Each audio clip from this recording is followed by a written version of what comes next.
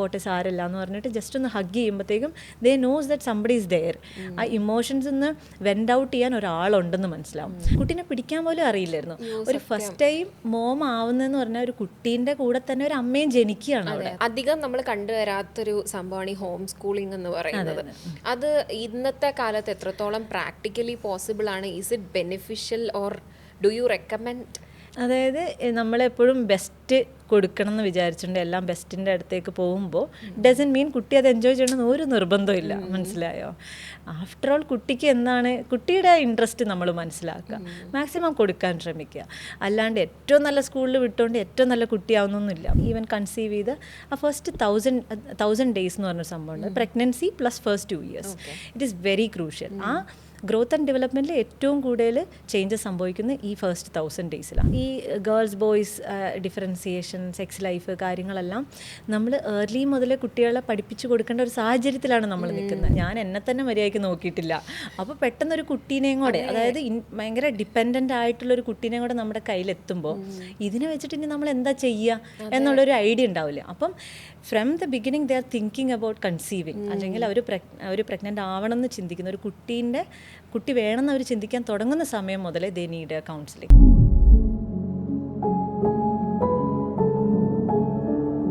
Hi hello, എല്ലാവർക്കും നമസ്കാരം. അൺഫിൽറ്റേർഡിൻ്റെ അടുത്തൊരു എപ്പിസോഡിലേക്ക് സ്വാഗതം. അപ്പോൾ ഇന്ന് നമ്മളോടൊപ്പം ഉള്ളത് നമ്മൾ ഇത്രയും കാലം വന്നതിൽ നിന്ന് വ്യത്യസ്തമായിട്ടൊരു ഗസ്റ്റാണ്. നമ്മുടെ കുട്ടികൾക്ക് മാത്രമല്ല പാരൻസിനും ഇപ്പോൾ കല്യാണം കഴിഞ്ഞിരിക്കുന്ന എന്നെ പോലുള്ളവർക്കും ഒക്കെ ഉപകാരമായിട്ടുള്ള ഒരു കൺസൾട്ടൻറ്റ് പീഡിയാട്രിഷ്യനാണ് doctor Fathima Zaheer. Welcome to the show. Thank you so much for having me here. Yo sure, my pleasure. Thank you so much for coming. അതാണ് ഞാൻ പറയാൻ വന്നത് ആദ്യം. പിന്നെ സുഖമാണോ? ഓ ലൈക്ക് ഭയങ്കര ഹാപ്പി ആയിട്ടിരിക്കുന്നു. ആണല്ലേ? എന്താ വെക്കേഷൻ ആയതുകൊണ്ടാണോ ക്രിസ്മസ് ആയതുകൊണ്ടാണോ? എല്ലാം കൊണ്ടും ഫാമിലി ആയിട്ട് ഒരുമിച്ച് നിൽക്കുന്നു. ലൈക്ക് ആഫ്റ്റർ ഓൾ കുറേ നാളത്തെ പഠനത്തിനൊക്കെ ശേഷം ഒരു ഫാമിലി ആയിട്ട് നിൽക്കുന്നതാണ്. അപ്പോൾ അതിൻ്റെ ഒരു അറ്റ്മോസ്റ്റ് ഹാപ്പിനെസ്സിലാണ് നിൽക്കുന്നത്. ഇപ്പോൾ എത്ര ഇയേഴ്സ് ആയി പ്രാക്ടീസ് ചെയ്യാൻ തുടങ്ങിയിട്ട്? ഞാനിപ്പോൾ 2 years. കുട്ടികളോടുള്ള സ്നേഹം കൊണ്ടാണോ പീഡിയാട്രിക് ഫീൽഡ് എടുത്തത്?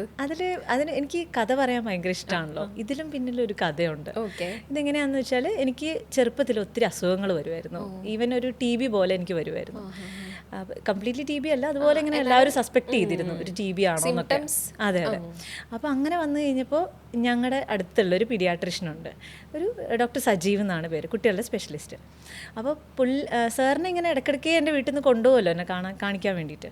അപ്പോൾ ഞങ്ങളിങ്ങനെ ഡോറ് തുറന്ന് അകത്തേക്ക് കയറുമ്പോഴേക്കും പുള്ളിക്കാരൻ്റെ ഒരു ചിരിയുണ്ട്. ഈ ചെറിയ ഷോട്ടാണ്, പുള്ളി ഇങ്ങനെ കണ്ണിങ്ങനെ ചിമ്മിയിട്ടുള്ളൊരു ചിരിയുണ്ട്. അപ്പോൾ എൻ്റെ ഉമ്മ എൻ്റെ അടുത്ത് പറയായിരുന്നു, നീ ആ വാതിൽ തുറന്ന് അതിൻ്റെ അകത്തേക്ക് കയറിയാൽ മതി, പിന്നെ നിൻ്റെ സിംറ്റംസ് എല്ലാം പോയി എന്ന് പറയുമായിരുന്നു. ലൈക്ക് അന്ന് മുതൽ മേ ബി ഒരു 6 years മുതൽ ഇങ്ങനെ അവരിങ്ങനെ കണ്ട് ഒരു പ്രൊഫഷനോട് ഭയങ്കര ഒരു ആഗ്രഹം തോന്നിയിരുന്നു. അങ്ങനെ ആയിത്തീരണം. ലൈക്ക് എത്ര മടുപ്പാണെങ്കിലും അവരുടെ ആ ചിരിയിലൂടെ നമ്മുടെ അസുഖം മാറും. അങ്ങനെ ഒരു ഇതായിരുന്നു സാറ്. അപ്പോൾ അത് ഭയങ്കര ഇൻസ്പിറേഷനായിരുന്നു. അങ്ങനെയാണ് എനിക്ക് കുട്ടികളുടെ തന്നെ ഡോക്ടർ ആവണമെന്നൊരു ആഗ്രഹം തോന്നിയത്. ആ ചിരിയിലൊരു പ്രതീക്ഷ ഉണ്ടായിരുന്നല്ലേ? സീരിയസ്ലി. കാരണം എന്താണെന്ന് വെച്ചാൽ ഇപ്പം നമ്മൾ എത്ര വലിയ സങ്കടത്തിലാണ് നമ്മൾ വരുന്നതെങ്കിലും അവരുടെ ആ കരുണയോടുകൂടിയുള്ള ഒരു ചിരി അല്ലെങ്കിൽ അവരുടെ ഒരു സംസാരം അത് നമ്മളെ അങ്ങനെ നമ്മുടെ അസുഖത്തിനെ തന്നെ നമ്മൾ ഇല്ലാണ്ടാക്കും.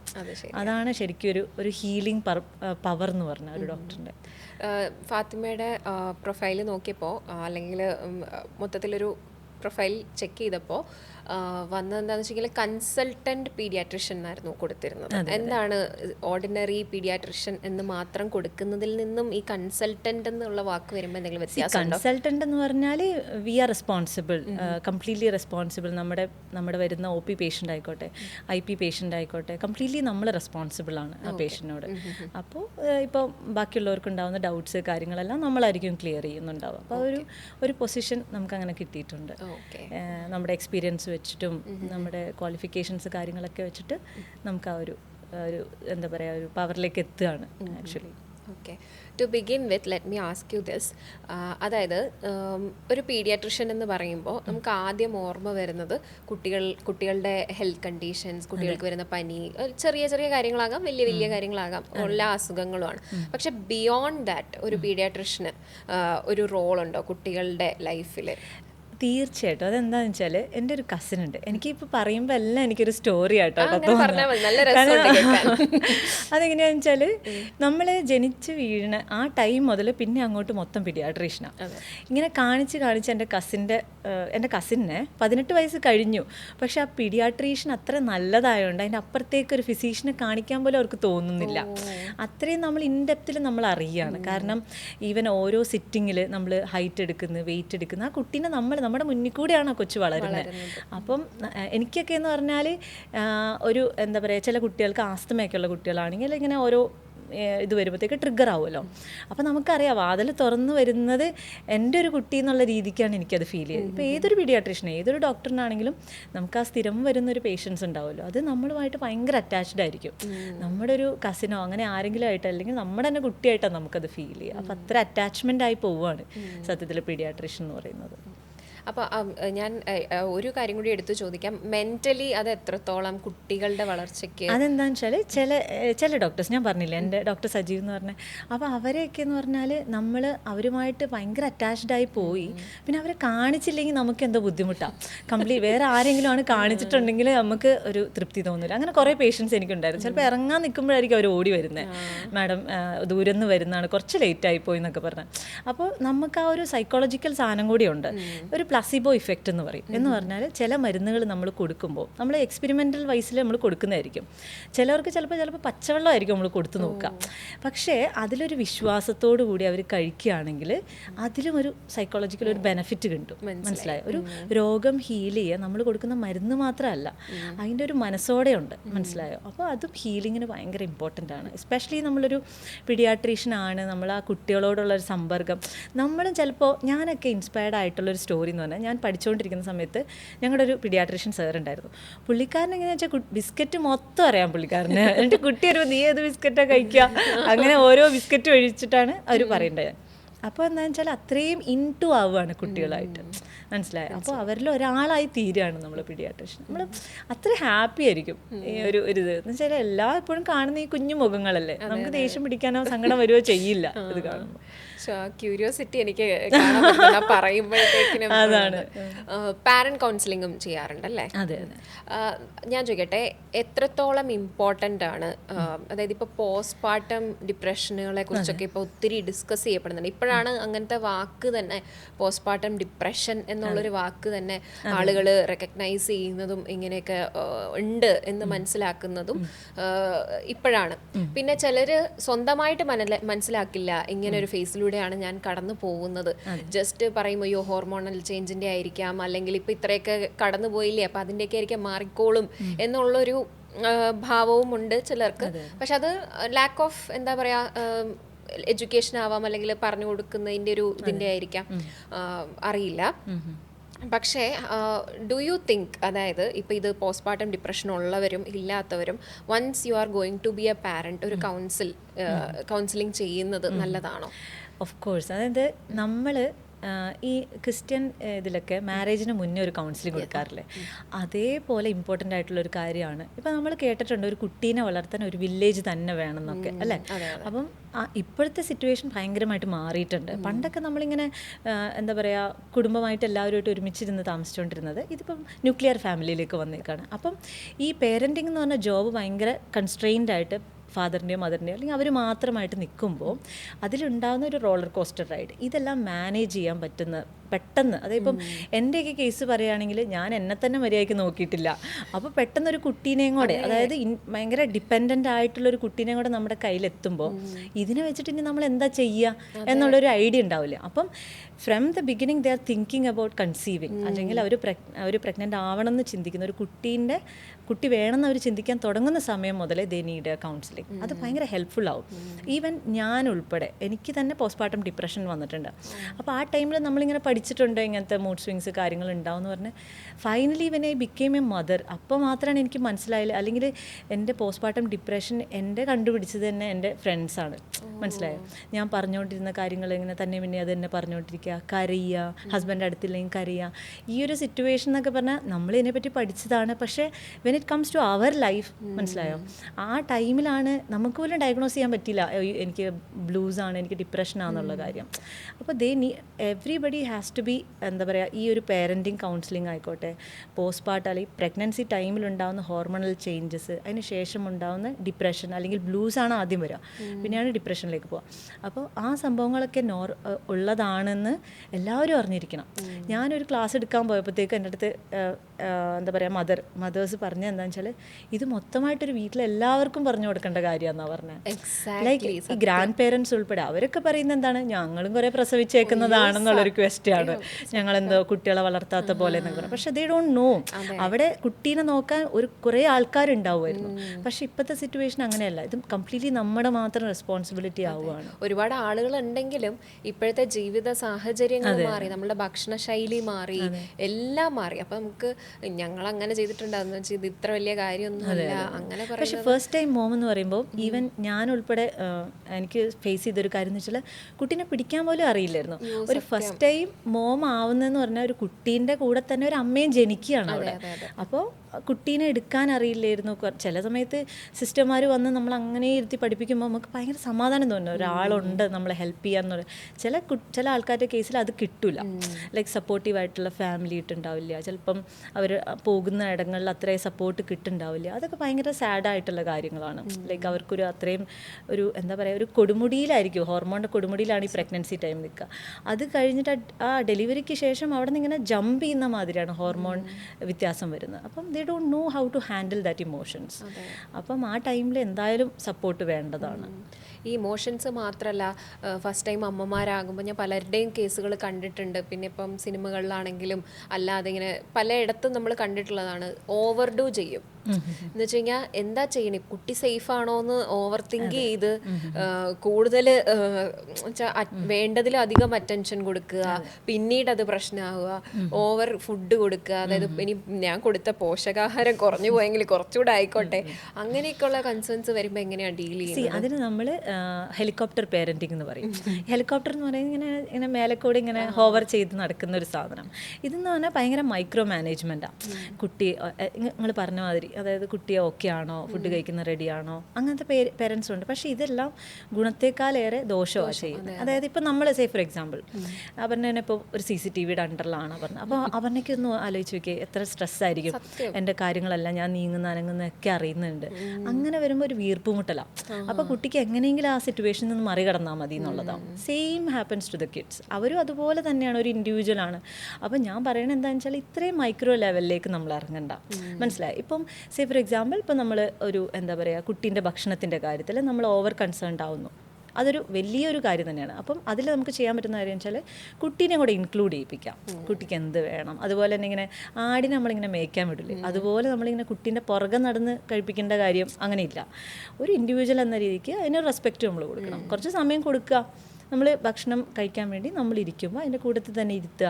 മനസ്സിലായി? അതൊരു ഇൻഡിവിജ്വലാണ്, അതിനൊരു സ്പേസ് വേണമെന്ന് ചിന്തിച്ചുകൊണ്ട് അവിടെ ഒരുമിച്ച് ഇരുത്തുക, ഒരു പാത്രം കൊടുക്കുക, ഭക്ഷണം വിളമ്പുക, ഗ്ലാസ് വയ്ക്കുക, അങ്ങനെ കഴിച്ചു തുടങ്ങും. മനസ്സിലായി? അപ്പം നമ്മൾ ഹസ്ബൻഡുമായിട്ട് സംസാരിക്കുന്നു, ഫോണൊക്കെ ഒഴിവാക്കിയിട്ട് ഹസ്ബൻഡുമായിട്ട് സംസാരിക്കുന്നു, കുട്ടിയായിട്ട് മിങ്കിൾ ചെയ്യുന്നു. അത് ഭയങ്കര ഹെൽപ്ഫുള്ളാണ്. മനസ്സിലായോ? അതിലാണ് കുട്ടി വളരേണ്ടത്. ആ ഒരു ഹെൽത്തി എൻവയൺമെൻറ്റിലാണ് കുട്ടി വളരേണ്ടത്. അപ്പോൾ അതല്ലാണ്ട് കുട്ടി എന്ത് ചെയ്യുന്നു എന്നുള്ള കാര്യത്തിൽ ഇങ്ങനെ മൈക്രോ മാനേജ്മെൻറ്റ് നമ്മൾ ചെയ്യാൻ പാടില്ല. അത് നമ്മളെയും ഓവർ സ്ട്രെസ് ചെയ്യില്ലേ? അതായത് നമുക്ക് നമ്മുടെ കാര്യങ്ങൾ നോക്കണം, അവരുടെ കാര്യം ഓവറായിട്ട് നോക്കണം. അങ്ങനെയൊക്കെ വരുമ്പോഴത്തേക്കിനും ഭയങ്കര ഡിഫിക്കൽട്ടാണ്. ഈവൻ നമ്മുടെ പോലും ചില അമ്മമാർ എൻ്റെ അടുത്ത് പറയാറുണ്ട്, അതായത് ഞാനൊന്ന് ഫീഡിങ് നിർത്തിക്കഴിഞ്ഞപ്പോഴേ എനിക്ക് മര്യാദയ്ക്ക് ഉറങ്ങാനും എൻ്റെ കാര്യങ്ങൾ നോക്കാനും പറ്റിയെന്ന് വെച്ചാൽ നമ്മൾ കംപ്ലീറ്റ്ലി ഒരു കുട്ടീനെ ഇങ്ങനെ എന്താ പറയുക, ഒരു ഇൻഡിപെൻഡൻ്റ് ആ ഒരു അവസ്ഥയിലേക്ക് എത്തുന്നില്ലേ. ലൈക്ക് 2 years കഴിയുമ്പോഴത്തേക്കും ഫുഡെല്ലാം തന്നെ കഴിക്കാൻ തുടങ്ങും. അങ്ങനെയൊക്കെ വരുമ്പോഴത്തേക്കുമാണ് അവർക്കൊരു റിലീഫ് കിട്ടുക. മനസ്സിലായോ? ചില അമ്മമാരെ നമ്മൾ കണ്ടുപഠിക്കേണ്ടതാണ്. അത് കാണുമ്പോൾ തന്നെ നമുക്ക് കൊതിയാവും, എന്ത് രസമായിട്ടാണ് പാരൻറ്റിങ് ചെയ്യുന്നതെന്നൊക്കെ തോന്നും. ഞാൻ ഓൺലൈൻ കൺസൾട്ടേഷൻ ചെയ്യുമ്പോൾ ചില അമ്മമാർ പറയുന്ന കേൾക്കുമ്പോൾ തന്നെ നമുക്ക് കൊതിയാവും. അതൊരു ഇൻസ്പിറേഷനാണ്. എനിക്ക് സത്യത്തിൽ അങ്ങനെയുള്ളവരെയാണ് വേണ്ടത്. എന്ന് പറഞ്ഞാൽ ലൈക്ക് എല്ലാവരും എല്ലാവരുടെ അടുത്തു നിന്ന് പഠിക്കാനുണ്ട് നമുക്ക്. ഈവൻ ഞാനിപ്പോൾ അപർണയുടെ കൂടെ സംസാരിക്കുമ്പോൾ ഞാൻ അപർണയിൽ നിന്ന് കുറേ കാര്യങ്ങൾ പഠിക്കുന്നത്. ഇതുപോലെ തന്നെയാണ് ചില പേരൻറ്റിങ് ആൾക്കാർ വരുമ്പോൾ, നമുക്ക് പേരൻസ് വരുമ്പോഴത്തേക്ക് അവരുടെ പേരൻറ്റിങ് മെത്തേഡ്സ് നമ്മൾ ഡിസ്കസ് ചെയ്യുകയാണ് ചെയ്യുന്നത്. നമുക്ക് ഒരു പീഡിയാട്രീഷന് കിട്ടുന്ന അവൈലബിൾ ടൈം ഭയങ്കര കുറവാണ്. ഗ്രോത്ത്, ഡെവലപ്മെൻറ്റ്, ന്യൂട്രീഷൻ, ഇമ്മ്യൂണൈസേഷൻ എല്ലാം ചോദിക്കും. അതിൻ്റെ കൂടെ ഈ പേരൻറ്റിങ് കൂടി ഞാനിപ്പോൾ ചോദിക്കാൻ തുടങ്ങുകയാണ്. ലൈക്ക് ഹൗ ഈസ് ഇറ്റ്, കുട്ടിക്ക് ഒരു ഇൽനെസ് റിക്കറൻ്റ് ആയിട്ട് വരുന്നുണ്ടെങ്കിൽ ദർ ഈസ് സംതിങ് ഹാപ്പനിങ്, അതിൻ്റെ ബാക്കിലായിട്ട് എന്തോ നടക്കുന്നുണ്ട്. അപ്പോൾ അങ്ങനെയും കൂടെ ചോദിക്കുമ്പോൾ നമുക്കൊരു ഹോൾസം മാനേജ്മെൻറ്റാണ് കിട്ടുന്നത്. അപ്പോൾ എനിക്ക് തോന്നുന്നത് അങ്ങനെ ഒരു ട്രീറ്റ്മെൻറ്റിലേക്കാണ് നമ്മളെല്ലാം എത്തേണ്ടത്. ഇതിൽ വേറൊരു സംഭവം എന്താണെന്ന് വെച്ച് കഴിഞ്ഞാൽ കുട്ടി ഉണ്ടാവുന്നിടം വരെ അമ്മയ്ക്കാണ് കെയർ പോകുന്നത്. അപ്പം ഗൈനക്കോളജിസ്റ്റ്, ഒബിജിന് എല്ലാവരും ഉണ്ട്, നോക്കാനും എല്ലാം ഉണ്ട്. അത് കഴിഞ്ഞാൽ പിന്നെ ഈ പീഡിയാട്രിഷ്യൻ ആ കുട്ടിയെ നോക്കാൻ എന്നുള്ളൊരു ഇതിലേക്ക് മാറി എന്ന് വെച്ചെങ്കിൽ അങ്ങനെയാണ് ഒരു സിസ്റ്റം വർക്ക് ചെയ്യുന്നത്. പക്ഷെ അതല്ലാതെ അമ്മയ്ക്ക് വേണം. Even fathers also need. അവരും ഭയങ്കരമായിട്ടുള്ള ഇമോഷണൽ റോളർ കോസ്റ്ററിലൂടെ ആയിരിക്കും പോകുന്നത്. കാരണം അവർക്ക് എന്താ കൊടുക്കാൻ പറ്റുമെന്ന് അവർക്ക് അറിയില്ല. അമ്മയ്ക്ക് എന്ന് പറഞ്ഞാൽ പാല് കൊടുക്കാം, നോക്കാം, എടുക്കാം, അമ്മയാണല്ലോ ജന്മം നൽകി എന്നുള്ളൊരു റോൾ അവിടെ എഴുതി വെച്ചിട്ടുണ്ട്. പക്ഷെ അച്ഛന്മാർക്ക് എന്ത് ചെയ്യണം പാവങ്ങൾ അവർക്ക് അറിയില്ല. അത് ആക്ച്വലി എനിക്കൊരു കഥ ഉണ്ടായാലും പറയാം. എന്താണെന്ന് വെച്ചാൽ എൻ്റെ ഹസ്ബൻഡ് ഡോക്ടറാണ്. അപ്പോൾ എൻ്റെ ഫാമിലിയിൽ നിന്ന് ഉള്ള ആകെ ഒരു ഡോക്ടറായിരുന്നു ഞാൻ. എൻ്റെ ഒരു മിഡിൽ ക്ലാസ് ഫാമിലിയാണ്.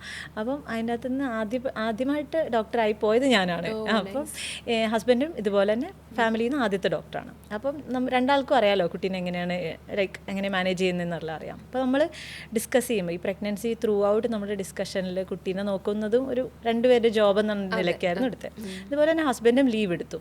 ലൈക്ക് എന്താ പറയുക, പെറ്റർണിറ്റി ലീവ് എന്ന് പറഞ്ഞ മാതിരി പുള്ളി ഒരു മാസം ലീവ് എടുത്ത്. എന്നിട്ട് കുട്ടീനെ നോക്കാൻ വേണ്ടിയിട്ട് പുള്ളി ഇങ്ങനെ നിൽക്കുന്നു, ഫീഡ് ചെയ്യാൻ ഹെൽപ്പ് ചെയ്യുന്നു. അങ്ങനെ ചെയ്തു തന്നപ്പം എൻ്റെ ഫാമിലിയിലുള്ള എല്ലാവർക്കും അത്ഭുതമാണ്. എന്ന് പറഞ്ഞാൽ നമ്മുടെ പണ്ടത്തെ ആൾക്കാർ, ഈവൻ എൻ്റെ സിസ്റ്റർ പോലും ഡെലിവറി കഴിഞ്ഞിട്ട് ഒരു മാസത്തോളം ഹസ്ബൻഡ് അങ്ങനെ അധികം വരാൻ പാടില്ല, അങ്ങനത്തേക്ക് ഒരു കഷ്ടമായിരുന്നു. 3 മാസത്തേക്ക് അങ്ങനെ അടുത്തേക്ക് കിടക്കാൻ പാടില്ല, അങ്ങനെ ഒരു സിറ്റുവേഷനൊക്കെ ആയിരുന്നു. അപ്പോൾ എൻ്റെ ഫാമിലിയിൽ അങ്ങനെ ഒരു ചേഞ്ച് വേണം, അതായത് ഇതിൽ നിന്ന് മാറണം എന്ന് ചിന്തിച്ച് ഞാനും എൻ്റെ ഹസ്ബൻഡുമാണ്. അപ്പോൾ കുട്ടീനെ നോക്കുന്നത്, കുളിപ്പിക്കുന്നത്, ഡ്രസ്സ് മാറ്റിക്കുന്നത്, പാമ്പേഴ്സ് മാറ്റിക്കുന്നത് എല്ലാം ഹസ്ബൻഡ് ചെയ്യാൻ തുടങ്ങിയപ്പോൾ എൻ്റെ കസിൻസ് എല്ലാം പറയാൻ തുടങ്ങി, ആഷിക്ക് കൊച്ചിനെ നോക്കുന്നത് നമുക്ക് കാണാൻ പോവാം എന്നായി. കാരണം അത്രയും ഒരു അത്ഭുതമാണ്. അതായത് ഇങ്ങനെ ആണുങ്ങളാരും ചെയ്യുന്നൊരു പണിയല്ല ഇത് എന്നായി. അത് കഴിഞ്ഞിട്ട് പിന്നെ വീട്ടിൽ ചെറിയ ഇഷ്യൂ ആയി എന്ന് വെച്ചാൽ ഹസ്ബൻഡ് ഇങ്ങനെ വരാൻ പാടില്ല എന്നൊക്കെ. അപ്പം അതാണ് നമുക്ക് മാറേണ്ടത്. ചിലപ്പോൾ ചില ലേഡീസിന്, ഞാൻ കുറേ അമ്മമാരോട് സംസാരിച്ചിട്ടുണ്ട്, അവർ പറയുന്നത് സ്വന്തം അമ്മേനേക്കാളും എനിക്ക് വേണമെന്ന് ആഗ്രഹിക്കുന്ന എൻ്റെ ഹസ്ബൻഡിനെ. അപ്പോൾ ആ ടൈമിൽ എൻ്റെ ഹസ്ബൻഡ് കൂടെ നിൽക്കാൻ പാടില്ല എന്നൊക്കെ പറയുന്നത് അവരോട് ചെയ്യുന്ന ക്രൂരതയാണ്. അങ്ങനെ അപ്പോൾ അത് നമ്മളായിട്ട് മാറ്റി നമ്മുടെ ഫാമിലിയിൽ. അപ്പോൾ അവർക്ക് രണ്ടുപേർക്കും അറിയാം ഇനി ഇങ്ങനെയാണ് വേണ്ടത്. ആ ഒരു ഡിസിഷൻ ഞങ്ങളായിട്ട് എടുത്തതാണ്. അത് എക്സാമ്പിൾ ആവണം. അങ്ങനെയാണ് നമ്മുടെ വീട്ടിൽ നിന്നാണ് മാറ്റങ്ങൾ വരേണ്ടത്. അപ്പം നമ്മളൊരു എക്സാമ്പിളായി നിന്നു. ഈ സ്വന്തം കഥ പറഞ്ഞതുകൊണ്ട് മാത്രം ഞാൻ ഈ ചോദ്യം ചോദിക്കാം കേട്ടോ. ഇരികപ്പെട്ട് എന്ന് പറഞ്ഞിട്ടൊരു പടം കണ്ടായിരുന്നോ? തമിഴിലിറങ്ങിയതാണ്. സനിയപ്പനൊക്കെയുള്ള ഒരു മൂവിയാണ്. അപ്പം അത് ഞാൻ പറഞ്ഞുതരാം എന്താ കാര്യം എന്ന്. അതിലൊരാൾ സൈക്കോളജിസ്റ്റാണ്, അതിലൊരു നായിക. 3 പേരുടെ കഥയാണ് കാണിക്കുന്നത്. അതിങ്ങനെ മറ്റേ ക്രോസ് ചെയ്യുക, ഇവരുടെ പാത്സ് ക്രോസ് ചെയ്യുന്ന പോലെയാണ് കാണിക്കുന്നത്. അതിലൊരാൾ സൈക്കോളജിസ്റ്റാണ്. അപ്പോൾ പുള്ളിക്കാരി കല്യാണം കഴിഞ്ഞിട്ട് സൈക്കോളജിസ്റ്റ് ആയതുകൊണ്ട് അവർക്കറിയാം, കപ്പിൾ കൗൺസിലിംഗ് ചെയ്യുന്നതാണ്. അപ്പോൾ അവർക്ക് എന്തെങ്കിലും കോൺഫ്ലിക്റ്റ് ഉണ്ടാവുന്നതിന് മുന്നേ ഇത് റിസോൾവ് ചെയ്ത് പുള്ളിക്കാരി വിടുകയാണ്. അപ്പോൾ എന്താ സംഭവിക്കുന്നത് വെച്ച് കഴിഞ്ഞാൽ ഹസ്ബൻഡിൻ്റെ സൈഡ് ഓഫ് ഇമോഷൻസ് എക്സ്പ്രസ് ചെയ്യാൻ പറ്റുന്നില്ല. അപ്പോൾ പുള്ളിക്കാരി എല്ലാം സയൻസ് വെച്ചിട്ട് ഇങ്ങനെ, അപ്പം അപ്പോഴത്തേക്കിന് ആൾ ഭയങ്കര ഇതായി പോവുകയാണ് ചെയ്യുന്നത്. അപ്പം അതാണ് ആ മൂവിയുടെ ഒരു പാർട്ട് ഓഫ് കഥ എന്ന് വരുന്നത്.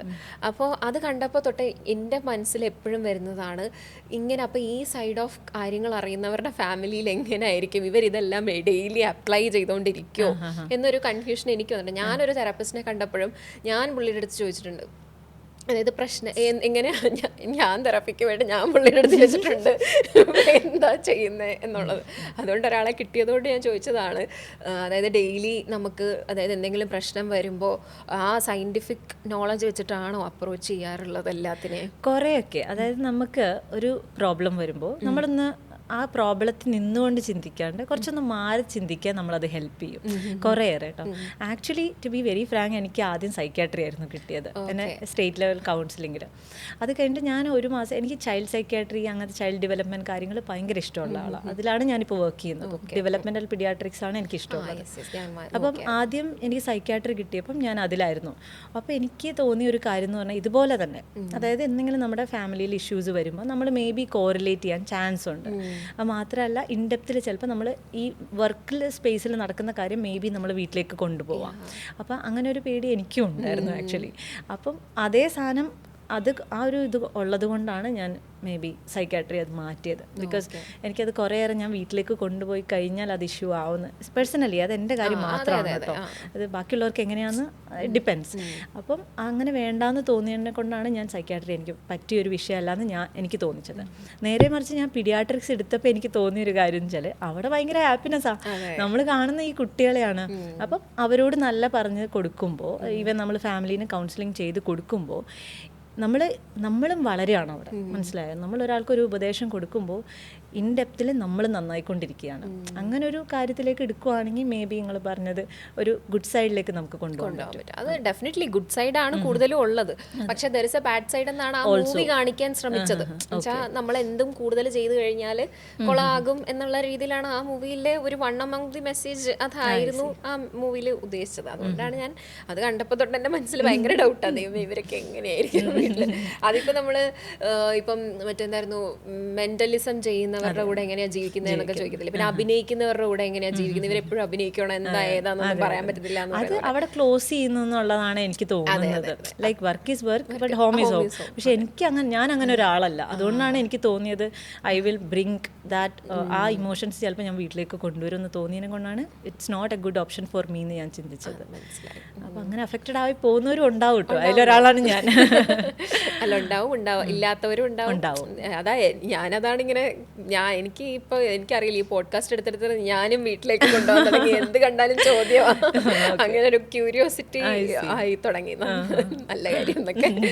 ഓക്കെ, ചൈൽഡ് ഡെവലപ്മെന്റ് ചെയ്യുന്നു, ലൈക്ക് ചൈൽഡ് ഡെവലപ്മെന്റിന്റെ ഒരു പാട്ടും കൂടിയല്ലേ? അപ്പോൾ ഞാനൊരു ഡൗട്ട് ചോദിക്കട്ടെ. അധികം നമ്മൾ കണ്ടുവരാത്തൊരു സംഭവമാണ് ഈ ഹോം സ്കൂളിംഗ് എന്ന് പറയുന്നത്. അത് ഇന്നത്തെ കാലത്ത് എത്രത്തോളം പ്രാക്ടിക്കലി പോസിബിൾ ആണ്? Is it beneficial or do you recommend? Actually type of schooling ആണ് ഹോം സ്കൂളിംഗ്. ഞാൻ എൻ്റെ കുറേ ഫ്രണ്ട്സ് ഉണ്ട്, അങ്ങനെ ചെയ്യുന്നവരും ഉണ്ട്. ഞങ്ങളൊരു കമ്മ്യൂണിറ്റി ആയിട്ട് ജീവിക്കുന്നവരാണ്. അതായത് നമ്മൾ അപ്പാർട്ട്മെൻറ്റിൽ ഒരു ഫ്ലാറ്റാണ് നമ്മുടെ. അപ്പോൾ അവിടെ എന്ന് പറയുമ്പോൾ ഇതൊരു കമ്മ്യൂണിറ്റി ആയിട്ട് നമ്മൾ ജീവിക്കുമ്പോൾ ആ കുട്ടികൾ ദേ ആർ എക്സ്പോസ് ടു കുറേ ആൾക്കാരുമായിട്ട്. മനസ്സിലായോ? ഒറ്റപ്പെട്ട് താമസിക്കുന്ന ഒരാൾക്ക് എത്രമാത്രം ആ കുട്ടീനെ എൻറിച്ച് ചെയ്യാമെന്ന് അത് depends on completely on the parents. മനസ്സിലായോ? ഇപ്പോൾ എൻ്റെ ഫ്രണ്ട്സ് എല്ലാം ചെയ്തിരിക്കുന്നതെന്ന് വെച്ചാൽ ഒരാൾ കംപ്ലീറ്റ്ലി ജോലിയെല്ലാം MBA എല്ലാം കഴിഞ്ഞവരാ. അപ്പോൾ എല്ലാം വിട്ടിട്ട് ഒരാൾ കുട്ടീനെ കംപ്ലീറ്റ്ലി നോക്കാൻ വേണ്ടി അതിന് അവർക്കൊരു ടിപ്പിക്കൽ ടൈമിംഗ് എല്ലാം ഉണ്ട്. അപ്പം നമ്മുടെ കുട്ടീനെ ഏറ്റവും കൂടുതൽ അറിയുന്നത് നമുക്കാണ്, പേരൻസിനെ അറിയാവുന്നത്. അപ്പം അവർക്ക് ഇതുപോലെ ഒരു ദിവസത്തിൽ ഏറ്റവും നന്നായിട്ട് കുട്ടി കോൺസെൻട്രേറ്റ് ചെയ്യുന്ന ഒരു ടൈം എടുത്തിട്ട് ആ ടൈമിനെ അവർ നന്നായി യൂട്ടിലൈസ് ചെയ്യാം. അതിലും ഇവർ ഈ മൾട്ടിപ്പിൾ കാര്യങ്ങളാണ് അവർ ചെയ്യിപ്പിക്കുക.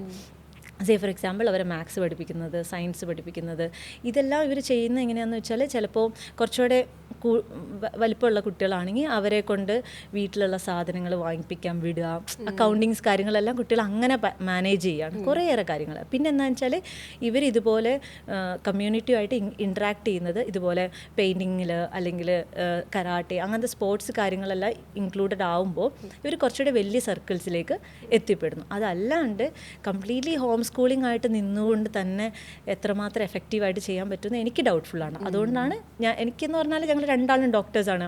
കുട്ടീനെ നോക്കാൻ വേണ്ടി അല്ലെങ്കിൽ കുട്ടീൻ്റെ എഡ്യൂക്കേഷൻ കാര്യങ്ങൾക്ക് വേണ്ടി ഒരാൾ ഒരു കരിയർ മാറ്റുക എന്ന് പറഞ്ഞാൽ it is very difficult for us. അപ്പോൾ അതുകൊണ്ട് ഞങ്ങളത് ഓപ്റ്റ് ചെയ്യുന്ന കുറേ പേരൻസ് ഉണ്ട്. അപ്പോൾ അവരിൽ മേ ബി ഒരാൾക്ക് അയാളുടെ കരിയർ മാറ്റി നിർത്തണമായിരിക്കും കുട്ടികളെ മുന്നോട്ട് കൊണ്ടുവരാൻ വേണ്ടിയിട്ട്. പിന്നെ ഞാൻ പറഞ്ഞില്ലേ, ഇവരുടെ ആ ടൈമിംഗ് എല്ലാം വെച്ചുകൊണ്ട് അവർക്ക് ഇൻട്രസ്റ്റ് തോന്നിക്കുന്ന ടൈമിൽ വെച്ചിട്ട് അവരെ മാക്സിമം യൂട്ടിലൈസ് ചെയ്യിപ്പിക്കാം. അവിടെ എന്ന് പറഞ്ഞാൽ പേരൻസിനും അത്രമാത്രം എൻറിച്ച്ഡ് ആയിരിക്കണം അവർ. മനസ്സിലായോ?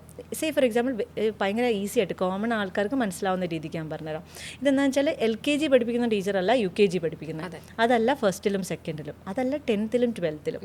പക്ഷേ ഹോം സ്കൂളിങ്ങിൽ അങ്ങനെയല്ല. ഒരേ ആൾ തന്നെയാണ് ഇതെല്ലാം മാറ്റേണ്ടത്, മനസ്സിലായോ? അപ്പോൾ അതിനുള്ള കാലിബറുള്ള അമ്മമാർ അച്ഛന്മാരുണ്ടെങ്കിൽ they can go for it.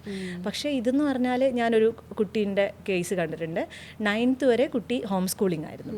Parents രണ്ടാളും കൂടെ എടുത്ത തീരുമാനമായിരുന്നു. 10th ആയപ്പോഴത്തേക്കും എന്തോ ഫാമിലിയൽ ഇഷ്യൂസ് എല്ലാം കാരണം അവർ സെപ്പറേറ്റഡ് ആയി. അപ്പോൾ കുട്ടീനെ പിന്നെ സ്കൂളിലേക്ക് വിടേണ്ടതായി.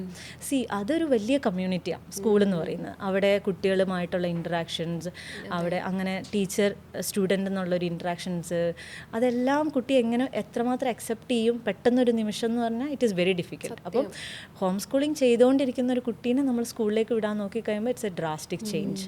അവർക്കുണ്ടാവുന്ന ആങ്സൈറ്റി ഇഷ്യൂസും കാര്യങ്ങളൊക്കെ ഭയങ്കര ബുദ്ധിമുട്ടായിരിക്കും. അപ്പോൾ അതിന് കോപ്പപ്പ് ചെയ്യാൻ കുട്ടികൾക്ക് ഭയങ്കര ബുദ്ധിമുട്ടായതിനെ കൊണ്ട് ഹോം സ്കൂളിംഗ് ആണ്, you should go for home schooling only എന്നാണ് എൻ്റെ ഒരു അഭിപ്രായം.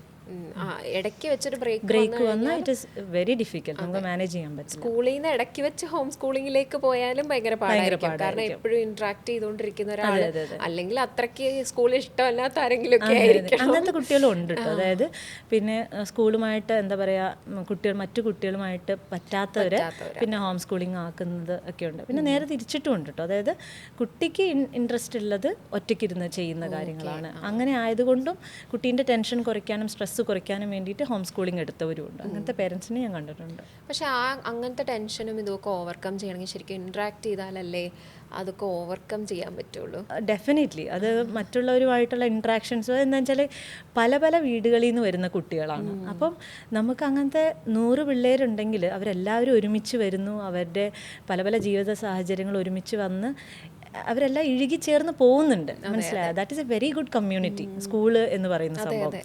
അപ്പോൾ ഡെഫിനറ്റ്ലി ഐ വുഡ് സജസ്റ്റ്, എനിക്കിഷ്ടമുള്ളത് എന്ന് പറയുന്നത് മറ്റത് ഓവർകം ചെയ്യണം എന്നുള്ളതാണ്. അപ്പം മറ്റതിനും ഗുഡ് സൈഡ്സ് ഉണ്ട് കേട്ടോ. അങ്ങനെ വരുന്ന കുറേ നല്ല ഇതുണ്ട്. പക്ഷേ ഐ വുഡ് പ്രിഫർ ദിസ് എന്നാണ്. ഞാനത് എടുത്ത് ചോദിക്കാൻ കാര്യം എന്താണെന്ന് വെച്ചെങ്കിൽ ഇപ്പോൾ ഫാസ്റ്റായിട്ടാണ് ലൈഫെല്ലാം മുന്നോട്ട് പോയിക്കൊണ്ടിരിക്കുന്നത്. ലോകമേ ഭയങ്കര ഫാസ്റ്റായിട്ടാണ്, നമ്മളൊന്നും ദിവസം പോകുന്ന പോലും അറിയുന്നില്ല. അപ്പോൾ അങ്ങനെ പൊയ്ക്കൊണ്ടിരിക്കുന്ന ഇന്നത്തെ ഒരു യൂത്താണ് ഇനി അടുത്ത പാരൻസ് സെറ്റ് ആവാൻ പോകുന്നവർ.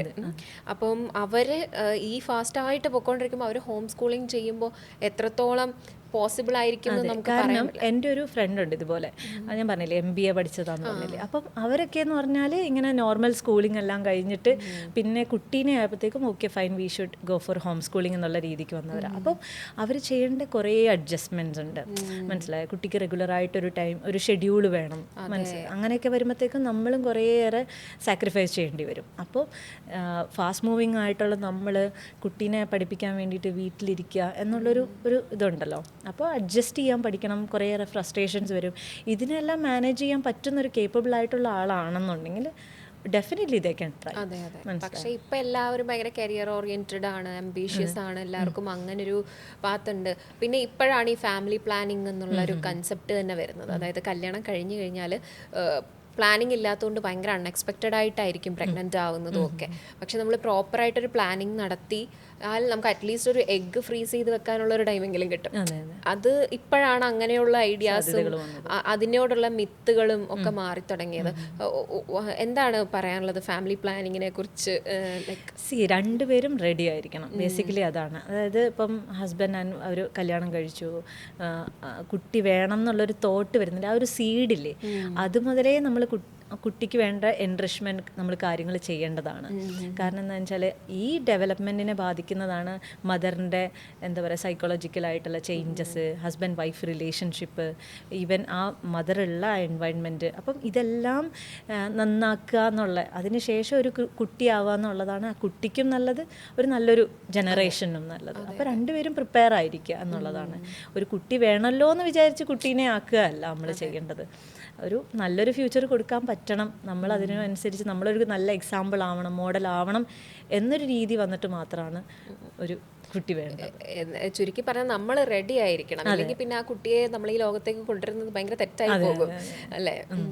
ഇനി ഞാൻ ചോദിക്കട്ടെ, ഈ ടോഡ്ലർ ടാൻഡ്രംസ് ഹാൻഡിൽ ചെയ്യാനായിട്ട് പറ്റിയൊരു ബെസ്റ്റ് എന്തെങ്കിലും ഒരു മെത്തേഡ് എൻ്റെ അടുത്ത് കുറേ പേരൻസ്, ഞാൻ പറഞ്ഞില്ലേ കൗൺസിലിംഗ് കൺസൾട്ടേഷൻസ് ഉണ്ട്, ഓൺലൈൻ കൺസൾട്ടേഷൻ ഉണ്ട്. അപ്പം അതിൽ വരുന്ന ഒട്ടുമിക്ക ഒരു 80% പേരൻസിനും അറിയേണ്ടത് ടാൻഡ്രംസ്, ടോഡ്ലർ ടാൻഡ്രംസ്. നമ്മുടെ പച്ച മലയാളത്തിൽ പറയുകയാണെങ്കിൽ 4-ാം വയസ്സിലെ നട്ടപ്പുരാന്ത്, അതെങ്ങനെ മാനേജ് ചെയ്യാമെന്നുള്ളതാണ്. അപ്പോൾ ഇതിൽ ഭയങ്കര ഒരു ഇമോഷണൽ സൈഡുണ്ട്. ഇവരുടെ ഡെവലപ്മെൻറ്റിൽ ഇവർക്ക് ഇമോഷൻസിനെ എങ്ങനെ മാനേജ് ചെയ്യണമെന്ന് ഇവർക്ക് അറിയില്ല. അവർക്ക് സങ്കടം വരുന്നു, ദേഷ്യം വരുന്നു, വിശക്കുന്നു, ഉറക്കം വരുന്നു, ഇതെല്ലാം ഇവർ ടാൻഡ്രംസ് ഉണ്ടാവാനുള്ളൊരു റൂട്ടാണ്, മനസ്സിലായി, ഒരു ട്രിഗറാണ്. ഒരു തോക്ക് വലിക്കുമ്പോൾ അതിനൊരു ട്രിഗർ ഉണ്ടാവുമല്ലോ, സെയിം ഹാപ്പൻസ്. അപ്പം ഇതിലെ ട്രിഗർ എന്താണെന്ന് മനസ്സിലാക്കാവുന്നത് ആ പേരൻറ്റിനാണ്, both the father or mother, ആരാണെങ്കിലും. ആ കെയർ ടേക്കറിന് മാത്രമാണ് മനസ്സിലാവുള്ളൂ എന്താണ് ട്രിഗർ എന്ന്. ട്രിഗർ മനസ്സിലാക്കിയതിന് ശേഷം നമ്മൾ ചെയ്യേണ്ട കാര്യം വെച്ചാൽ കുട്ടീനെ ഒന്ന് കംഫർട്ട് ചെയ്യുക. അതായത് ഈ ടാൻഡ്രം മാനേജ്മെൻറ്റിന് 2 കാര്യങ്ങളുണ്ട്, ഒരു ഇമോഷണൽ സൈഡുണ്ട്, ലോജിക്കൽ സൈഡുണ്ട്. നമ്മൾ ആദ്യം തന്നെ കരഞ്ഞുകൊണ്ടിരിക്കുന്ന ഒരു കൊച്ചിൻ്റെ അടുത്ത് ലോജിക്സ് പറയാൻ നോക്കിക്കഴിഞ്ഞാൽ നടക്കൂല. മനസ്സിലായോ, നീ ഇതിപ്പോൾ കരയരുത്, അല്ലെങ്കിൽ നീ ഇപ്പോൾ കരയരുതെന്ന് പറഞ്ഞു കഴിഞ്ഞാൽ കുട്ടിക്ക് അറിയില്ല എന്താ ചെയ്യേണ്ടതെന്ന്. അപ്പം നമ്മൾ ചെയ്യേണ്ടത്, നമ്മൾ പറഞ്ഞു കൊടുക്കുന്ന കാര്യം വെച്ചാൽ കുട്ടി എങ്ങനെയാണോ, എത്ര ഹൈറ്റിലാണോ ഉള്ളത് ആ ഹൈറ്റിലേക്ക് മുട്ടുമടക്കി നമ്മൾ ഇരിക്കുക. എന്നിട്ട് കൊച്ചിനെ കണ്ണി നോക്കി നമ്മൾ കംഫർട്ട് ചെയ്യിപ്പിക്കുക ആദ്യം തന്നെ, മനസ്സിലായോ. മേ ബി കൊച്ചിനൊന്ന് തലോടുക, അല്ലെങ്കിൽ ഹഗ് ചെയ്യുക, പോട്ടെ സാരമില്ല എന്ന് പറഞ്ഞിട്ട് ജസ്റ്റ് ഒന്ന് ഹഗ് ചെയ്യുമ്പോഴത്തേക്കും they know that somebody is there. ആ ഇമോഷൻസ് ഒന്ന് വെൻഡ് ഔട്ട് ചെയ്യാൻ ഒരാളുണ്ടെന്ന് മനസ്സിലാവും. അതല്ല കൊച്ചിനോട് പറയണം മിണ്ടാതിരിക്കാൻ പറഞ്ഞാൽ കൊച്ചെന്താ അടുത്ത സ്റ്റെപ്പ് ചെയ്യാം. They don't know how to do that. ഇപ്പോൾ say for very simple example എന്ന് പറഞ്ഞാൽ ഇപ്പോൾ പറഞ്ഞോട് ഞാൻ പറയുകയാണ്, ഒരു ആനയെ പറ്റി ചിന്തിക്കരുത് എന്ന് പറഞ്ഞാൽ ഫസ്റ്റ് വരുന്നത് ആനയാണ്. Same happens to the child. അപ്പം അവർക്കറിയില്ല, നമ്മൾ നെഗറ്റീവ് ഒരു കമാൻഡ് പറഞ്ഞാൽ അവർക്ക് പിന്നെ എന്താ ചെയ്യേണ്ടതെന്ന് അറിയില്ല. അപ്പം നമ്മൾ കമാൻഡ് പറയുമ്പോൾ എന്താണ് ചെയ്യേണ്ടതെന്ന് നേരെ പോ പറഞ്ഞു കൊടുക്കാം, മനസ്സിലായോ. അപ്പം ഇപ്പോൾ ഒരു ടാൻഡ്രം ചെയ്യുന്നത് സേ ഫോർ എക്സാമ്പിൾ മാളിലൊക്കെ പോകുമ്പോഴാണെന്ന് വിചാരിക്കുക. അപ്പം നമ്മൾ പ്രീ പ്ലാൻഡായിട്ട് കുട്ടീനോട് പറഞ്ഞു കൊടുക്കാം, നമ്മളിപ്പോൾ ഇന്ന സ്ഥലത്തേക്കാണ് പോകുന്നത്, ആ കുട്ടിക്ക് വിശക്കാനുള്ള സാധ്യതയൊക്കെ ഉണ്ടെങ്കിൽ മേ ബി നിങ്ങൾക്ക് എന്തെങ്കിലും കൊടുക്കാം, മനസ്സിലായി. അപ്പോൾ ആ ഒരു ടാൻഡ്രം വരില്ല, അതിനെ നമ്മൾ ബ്ലോക്ക് ചെയ്ത് പിന്നെ നമുക്ക് കുട്ടീനോട് പറഞ്ഞു കൊടുക്കാം. പെട്ടെന്നൊരു എൻവയൺമെൻറ്റിലേക്ക് കുട്ടീനെ വിടരുത്. അല്ലാണ്ട് നമ്മൾ പ്രീ പ്ലാൻ ചെയ്തിട്ട് പറഞ്ഞു കൊടുക്കും. ഒരു വീട്ടിലേക്ക് പോകാനാണെങ്കിലും ഒരു പുതിയൊരു എൻവയൺമെൻറ്റിലേക്ക് കൊണ്ടുപോകുന്നതിന് തൊട്ട് മുന്നേ നമ്മൾ ജസ്റ്റ് ഒന്ന് കൗൺസിൽ ചെയ്യുക കുട്ടീനെ, ഇന്ന സ്ഥലത്തേക്കാണ് നമ്മൾ പോകുന്നത്, കംഫർട്ടബിൾ ആയിട്ടിരിക്കണം, ബുദ്ധിമുട്ടാവുന്നുണ്ടെങ്കിൽ അമ്മയുടെ അടുത്ത് വന്ന് പറഞ്ഞാൽ മതി, എന്താണെന്ന് വെച്ചാൽ നമുക്ക് ചെയ്തു തരാം എന്നുള്ള രീതിക്ക് ഒരു കംഫർട്ട് സോൺ കൊടുക്കുക. അതിനുശേഷം ഇപ്പോൾ ഇങ്ങനെ ടാൻഡ്രം വന്നു, നമ്മൾ ആ കംഫർട്ട് കൊടുത്തു, കുട്ടി വെൻഡ് ഔട്ട് ചെയ്തതിന് ശേഷം മാത്രം ലോജിക്സ് പറഞ്ഞു കൊടുക്കുക. ഇതാണ് നമ്മൾ ടാൻഡ്രത്തിൽ ചെയ്യേണ്ടത്. അതല്ലാണ്ട് കുട്ടി ചിലപ്പോൾ കരയും, ഇറ്റ്സ് ഓക്കെ, നമ്മൾ ആ ഒരു ടൈം ഔട്ട് കൊടുക്കുക, മനസ്സിലായോ. ഈ ടൈം ഔട്ട് കഴിഞ്ഞിട്ട് കൊച്ചൊന്ന് നേരെ വന്ന് നിൽക്കുമ്പോഴാണ് നമ്മൾ ലോജിക്സ് പറഞ്ഞു കൊടുക്കേണ്ടത്. അല്ലാണ്ട് നമ്മൾ ആ ടൈമിൽ പറഞ്ഞിട്ട് കാര്യമില്ല. അതിപ്പോൾ നമ്മളാണെങ്കിലും വിഷമിച്ചിരിക്കുമ്പോൾ നമ്മളോട് വിഷമിക്കണ്ടെന്ന് പറഞ്ഞാൽ എന്തെങ്കിലും കാര്യമുണ്ടോ? നമ്മൾ ഇത്രയും വലുതായിട്ട് പോലും നമ്മളോട് വിഷമിക്കണ്ട, കരച്ചിൽ നിർത്തുക എന്ന് പറഞ്ഞാൽ നമുക്ക് നിർത്താൻ പറ്റില്ല. കരയണ്ടെന്ന് പറഞ്ഞു കഴിഞ്ഞാൽ നമുക്ക് അറിയില്ല എന്താ ചെയ്യേണ്ടത്. അപ്പൊ പിന്നെ കുട്ടികൾക്ക് എങ്ങനെയാ അറിയാം. പിന്നെ ആൻഡ് ബൈ ഡൂയിങ് ദിസ് എനിക്ക് തോന്നുന്നു അവർക്ക് കുറച്ചുകൂടി ഇമോഷണലി പാരന്റ്സിന്റെ അടുത്ത് എക്സ്പ്രസ് ചെയ്യാനുള്ള ഒരു സ്പേസ് കിട്ടും.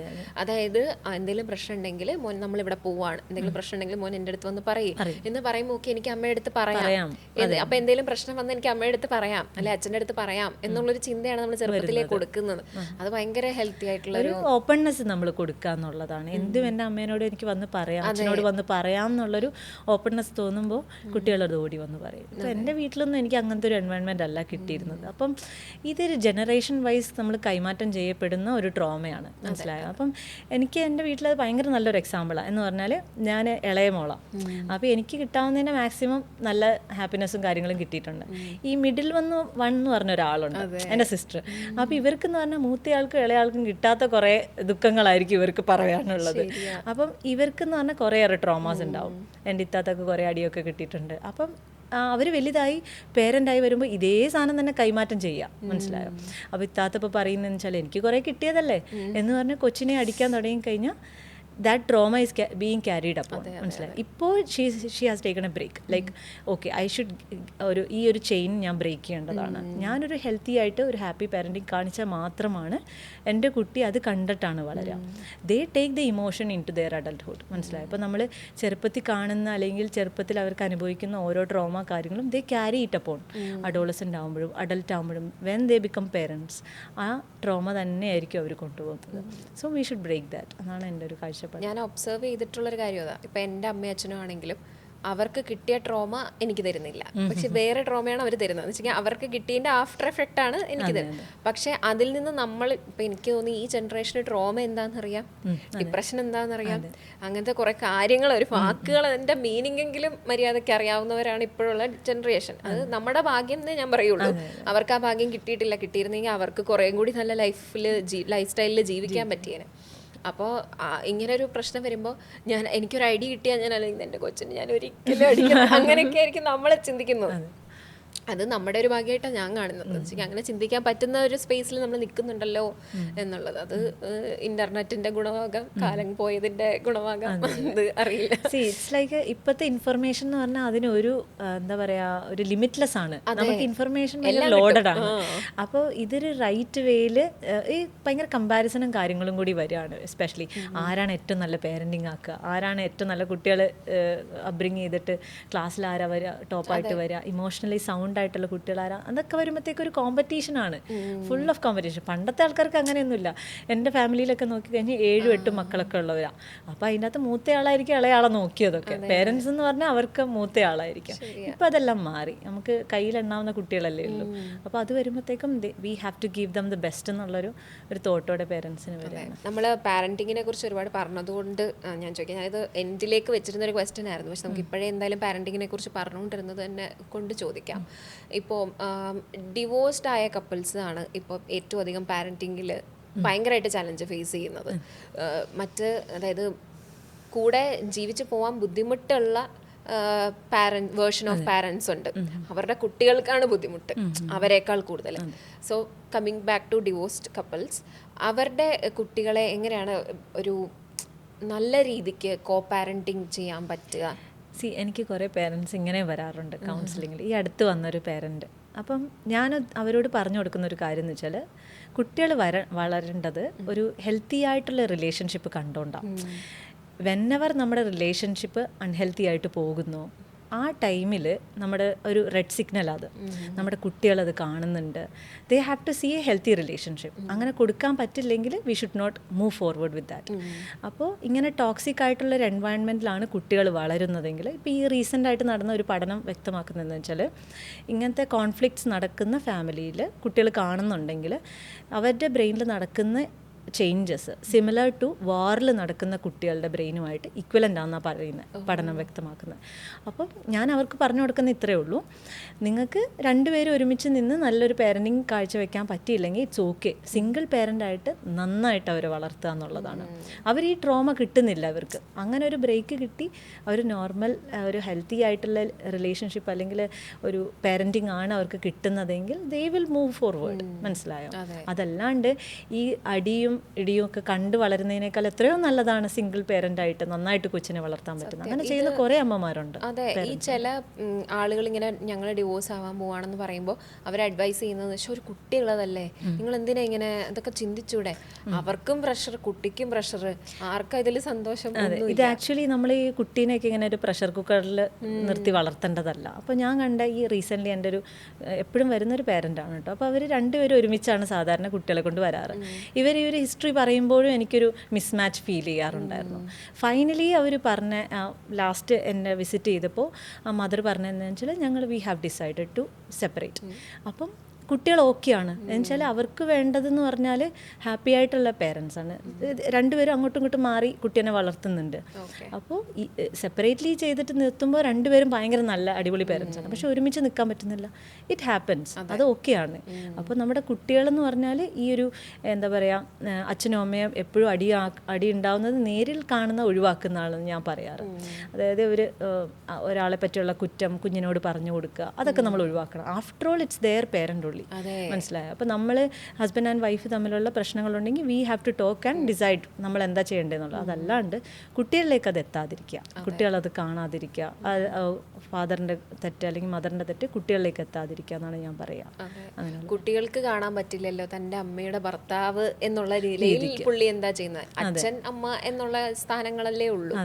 അത് ശരിക്കും ഇമ്പോർട്ടൻ്റ്. കാരണം സോ ദേ ക്യാൻ, എനിക്ക് പറയാനുള്ളത് single parent can do wonders than A unhealthy relationship എന്നാണ് പറയുന്നത്. എനിക്ക് അത്രേ പറയാവുള്ളൂ. അപ്പം ഞാൻ അങ്ങനെ പറയുന്ന അതും ചെയ്ത് ഭയങ്കര വണ്ടർഫുള്ളായിട്ട് ചെയ്യുന്ന കുറേ പേരൻസിനെ ഞാൻ കണ്ടിട്ടുണ്ട്. അപ്പം ഞാൻ ഈ അടുത്ത് എൻ്റെ ഫ്രണ്ടിനോട് ചോദിച്ചാണ്, ഈ സിംഗിൾ പേരൻ്റായിട്ട് ഭയങ്കര ഹാപ്പി ആയിട്ടിരിക്കുന്നവരെ നീ കണ്ടിട്ടുണ്ടോ എന്ന് ചോദിച്ചപ്പോൾ അവൾ പറഞ്ഞ കുറേ പേര്. ലൈക്ക് ഇത്രയും ബേർഡനും കാര്യങ്ങളും ഉള്ളതിനേക്കാൾ എത്രയോ നല്ലതാണ് സിംഗിളായിട്ട് ഹാപ്പി ആയിട്ട് ജീവിക്കുക എന്നുള്ളത്. After all happiness matters. അതെ, നിങ്ങൾക്ക് എൻഡ് ഓഫ് ദ ഡേ ചിന്തിക്കുക, അതായത് എന്ന് വെച്ച് ഡിവോഴ്സ് ചെയ്ത് ഒറ്റയ്ക്കായിട്ട് ജീവിക്കാനല്ല പറയുന്നത്. എന്ന് വെച്ചാൽ ബുദ്ധിമുട്ട് തോന്നുന്നുണ്ട് എന്നുണ്ടെങ്കിൽ വെറുതെ കടിച്ചു തൂങ്ങി, അതായത് ഭയങ്കര പ്രഷറാണ് ഒന്നാമത്തെ കാര്യം. ഈ ഞാൻ നേരത്തെ പറഞ്ഞ പോലെ തന്നെ കുട്ടിയായില്ലേ, ഇനി എന്തിനാ ഡിവോഴ്സ് ആവുന്നത്, കുട്ടിയെക്കുറിച്ച് ചിന്തിക്കൂ. ഈവൻ എൻ്റെ ഫാമിലിയിൽ ഇതുപോലെ സംഭവിച്ചിട്ടുണ്ട്. എൻ്റെ ഒരു ബ്രദറിന് ഇതുപോലെ 2 കുട്ടികളുണ്ട്. പക്ഷേ after all now they are happy. മനസ്സിലായോ? അതിപ്പോൾ കുട്ടിയായതിൻ്റെ പേരിൽ അവർ ബുദ്ധിമുട്ടേണ്ടതല്ല. ഈവൻ നമ്മളിങ്ങനെ അൺഹെൽത്തി റിലേഷൻഷിപ്പിൽ കടിച്ചു തൂങ്ങി നിൽക്കുമ്പോൾ ദേ ആർ ഓൾസോ സഫറിങ്. അപ്പോൾ ആ സഫറിങ് ആണ് നമ്മൾ നിർത്തേണ്ടത്. അപ്പോൾ അങ്ങനത്തെ ട്രോമാറ്റിക് ആയിട്ടുള്ള സാധനങ്ങൾ അവർ കാണാതിരുന്നാൽ പോരെ. അപ്പോൾ unhealthy relationship we should end എന്നാണ്. അത് എത്ര കുട്ടികളാണെങ്കിലും after all we have to be happy, they have to be happy.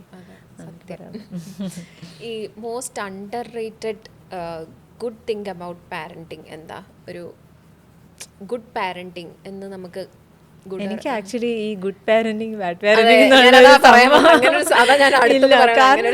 ഇല്ല. എന്താ വെച്ചാൽ നമുക്ക് ഒരു സിറ്റുവേഷൻ വരുമ്പോൾ ഞാൻ മാനേജ് ചെയ്യുന്നതോ അപർണ മാനേജ് ചെയ്യുന്നതോ ഡിഫറെൻ്റ് ആയിരിക്കും. നമുക്ക് ശരിയാണെന്ന് തോന്നുന്ന എന്താണോ അത് നമുക്ക് ചെയ്യാം. ഹിസ്റ്ററി, നമ്മൾ എന്തുകൊണ്ടാണ് ഇത് ചെയ്യുന്നത് എന്നുള്ളത് നമുക്കേ അറിയുള്ളൂ. അത് നമ്മൾ അപ്പോൾ പ്രവർത്തിക്കുന്നത് നമുക്ക് കിട്ടിയിരിക്കുന്ന നമ്മുടെ ചൈൽഡ്ഹുഡ് സാധനങ്ങളെല്ലാം വെച്ചുകൊണ്ടാണ് നമ്മളതിനെ റെസ്പോണ്ട് ചെയ്യുക. പിന്നെ കുറേ നമ്മൾ ഇംപ്രവൈസ് ആയല്ലോ. അപ്പോൾ അതും കൂടെ വെച്ചിട്ടാണ് നമ്മളൊരു സിറ്റുവേഷന് റിയാക്ട് ചെയ്യുക. ഈവൻ ഞാൻ പോലും എൻ്റെ ഇത്രയൊക്കെ വാക്കുവരാതം പറയുന്ന ഞാൻ പോലും എൻ്റെ ഒരു ലിമിറ്റ് വിടുന്ന സമയമുണ്ട്. അപ്പം ഞാനിങ്ങനെ ഒരു പോയിന്റ് ഓഫ് ടൈമിൽ ഞാനൊന്ന് കുറച്ചൊരു സ്ക്രീം ചെയ്യാറില്ല, ബട്ട് സ്റ്റിൽ എൻ്റെ ലിമിറ്റിൻ്റെ അപ്പുറത്തേക്ക് പോകുന്നു എന്ന് അറിയുമ്പോഴത്തേക്കും അതെ ആ ടൈമിൽ എൻ്റെ ഹസ്ബൻഡ് പറയും ജെന്റിൽ പേരൻറ്റിങ് അവിടെ ഞാൻ തളർന്നു. മനസ്സിലായോ? അപ്പം അങ്ങനത്തെ നമ്മുടെ കയ്യിൽ നിന്ന് പോകുന്ന സമയങ്ങളുണ്ട്. So it doesn't mean that I am a bad parent. അങ്ങനെ ഒരു സംഭവമില്ല. നമ്മളിങ്ങനെ ഇവോൾവ് ചെയ്തുകൊണ്ടിരിക്കുകയാണ്. ഒരു പ്യൂപ്പ മാതിരി, ഒരു ലാർവ മാതിരി, അങ്ങനെ നമ്മൾ ഇവോൾവ് ചെയ്തുകൊണ്ടിരിക്കുകയാണ്.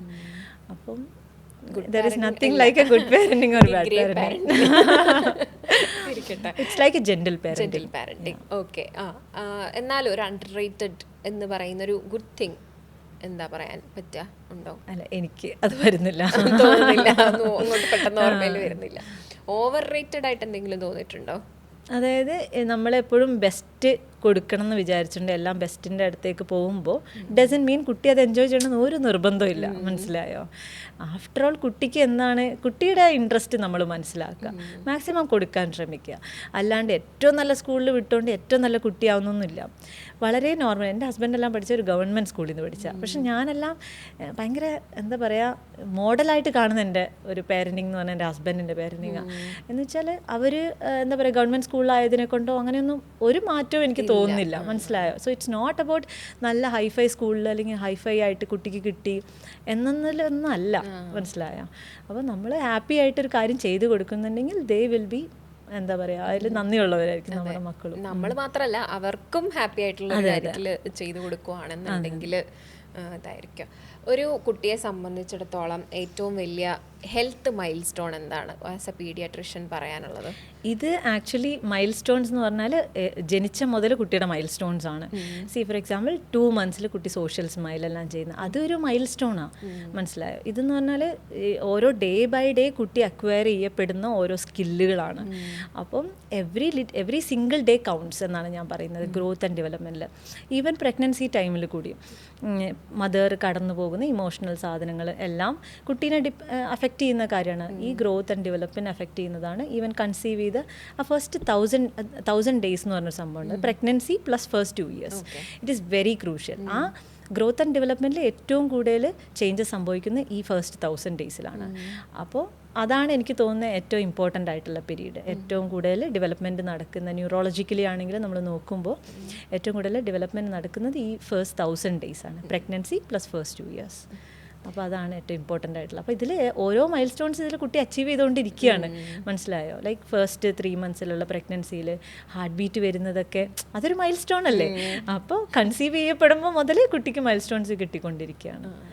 ഈ എന്തായാലും ഡെഫിനറ്റ്ലി എനിക്ക് ഉറപ്പാണ് അതെല്ലാ പാരൻസും ചോദിക്കുന്നതായിരിക്കും. എന്താ എൻ്റെ കുട്ടി നടന്നു തുടങ്ങാത്തെ, എന്താ ഇവൻ വർത്താനം പറഞ്ഞു തുടങ്ങാത്തെ, അപ്പുറത്തെ വീട്ടിലെ ആ കുട്ടിക്ക് ഈ കുട്ടി വർത്താനം പറഞ്ഞു തുടങ്ങിയല്ലോ, അങ്ങനെയൊക്കെയുള്ളൊരു കൺസേൺസ് ഒരുപാടുണ്ടാവില്ലേ? അത് ആക്ച്വലി ചില സമയത്ത് അത് ഗുഡ് സൈഡും ഉണ്ട് ബാഡ് സൈഡും ഉണ്ട് കേട്ടോ. കാരണം എന്താണെന്ന് വെച്ചാൽ കുറേയേറെ ഡെവലപ്മെൻ്റൽ അബ്നോർമാലിറ്റീസ് കാര്യങ്ങളെല്ലാം ചിലപ്പോൾ മദറിനേക്കാളും കൂടുതൽ കണ്ടിട്ടുണ്ടാവും ഗ്രാൻഡ് പേരൻസ് ആയിരിക്കും. അതായത് അവർ കുറേ മക്കളെ നോക്കിയിട്ടുണ്ട്, അപ്പോൾ ഇന്ന സമയത്ത് ഇന്നത് വന്നില്ല എന്ന് ഫസ്റ്റ് ഐഡൻറ്റിഫൈ ചെയ്യുന്നത് ഈ ഗ്രാൻഡ് പേരൻ്റ് ആയിരിക്കും. അപ്പോൾ കുറേയേറെ കമ്പാരിസൺസ് അങ്ങനെ ഹെൽത്ത് ചെയ്യും കേട്ടോ. കാരണം ഈ അടുത്ത് എന്നെ കാണിക്കാൻ വന്ന ഒരു കുട്ടിക്ക് നെക്ക് ഹോൾഡിങ് വന്നിട്ടില്ല, ഒരു 6 months കഴിഞ്ഞു, 7 months അടുത്തെത്തി, എന്നിട്ടും സ്റ്റിൽ ഭയങ്കരമായിട്ട് ലാഗ് ചെയ്ത് കിടക്കുകയാണ്. അപ്പോൾ ഇത് കണ്ടുപിടിച്ചത് ഗ്രാൻഡ് പേരൻ്റാണ്, മനസ്സിലായി? അങ്ങനെ ഒരു ഞാൻ കുറേയേറെ കുട്ടികളെ എടുത്തല്ലേ, അപ്പോൾ എനിക്കിതിന് ഒരു ഇതുപോലെ തോന്നിയിട്ടുണ്ട്. മദറിന് അറിയില്ല, mother like it is okay എന്നുള്ള രീതിക്ക് നിന്നു. അപ്പോൾ അങ്ങനത്തെ ഒരു സൈഡും ഉണ്ട് കേട്ടോ. അതല്ലാണ്ട് ബാഡ് സൈഡ് ഓഫ് ഇതെന്ന് പറഞ്ഞു കഴിഞ്ഞാൽ ചില കുട്ടികളിൽ ഇറ്റ് ഡിപ്പെൻഡ്സ് ഓൺ നമ്മൾ കൊടുക്കുന്ന നറിഷ്മെൻറ്റ്, വീട്ടിൽ നിന്ന് കൊടുക്കുന്ന ആ കുട്ടി കാണുന്ന, പിന്നെ ഡിജിറ്റൽ സാധനങ്ങളുടെ ഇൻവോൾവ്മെൻറ്റ് വരുമ്പോൾ ഉണ്ടാകുന്ന കുറച്ചൊരു ഡിപ്രൈവേഷൻ ഉണ്ടാവും. ലാംഗ്വേജ് ഡെവലപ്മെൻറ്റ് എസ്പെഷ്യലി നമ്മൾ ലാംഗ്വേജ് പഠിക്കുക എന്ന് പറഞ്ഞാൽ ലിപ്സിങ്കിലൂടെയാണ്. ലിപ്പ് എങ്ങനെ മൂവ് ചെയ്യുന്നു എന്ന് കണ്ടിട്ടാണ് കുട്ടികൾ ലാംഗ്വേജ് പഠിക്കുക. അതിലെല്ലാം ഈ ഡിജിറ്റൽ ഓട്ടിസത്തിന് ഭയങ്കര ഇമ്പോർട്ടൻ്റ് ആയിട്ടുള്ള റോളുണ്ട്. അപ്പം കാർട്ടൂൺ വെച്ച് കൊടുക്കുമ്പോൾ they are not seeing the lip movements.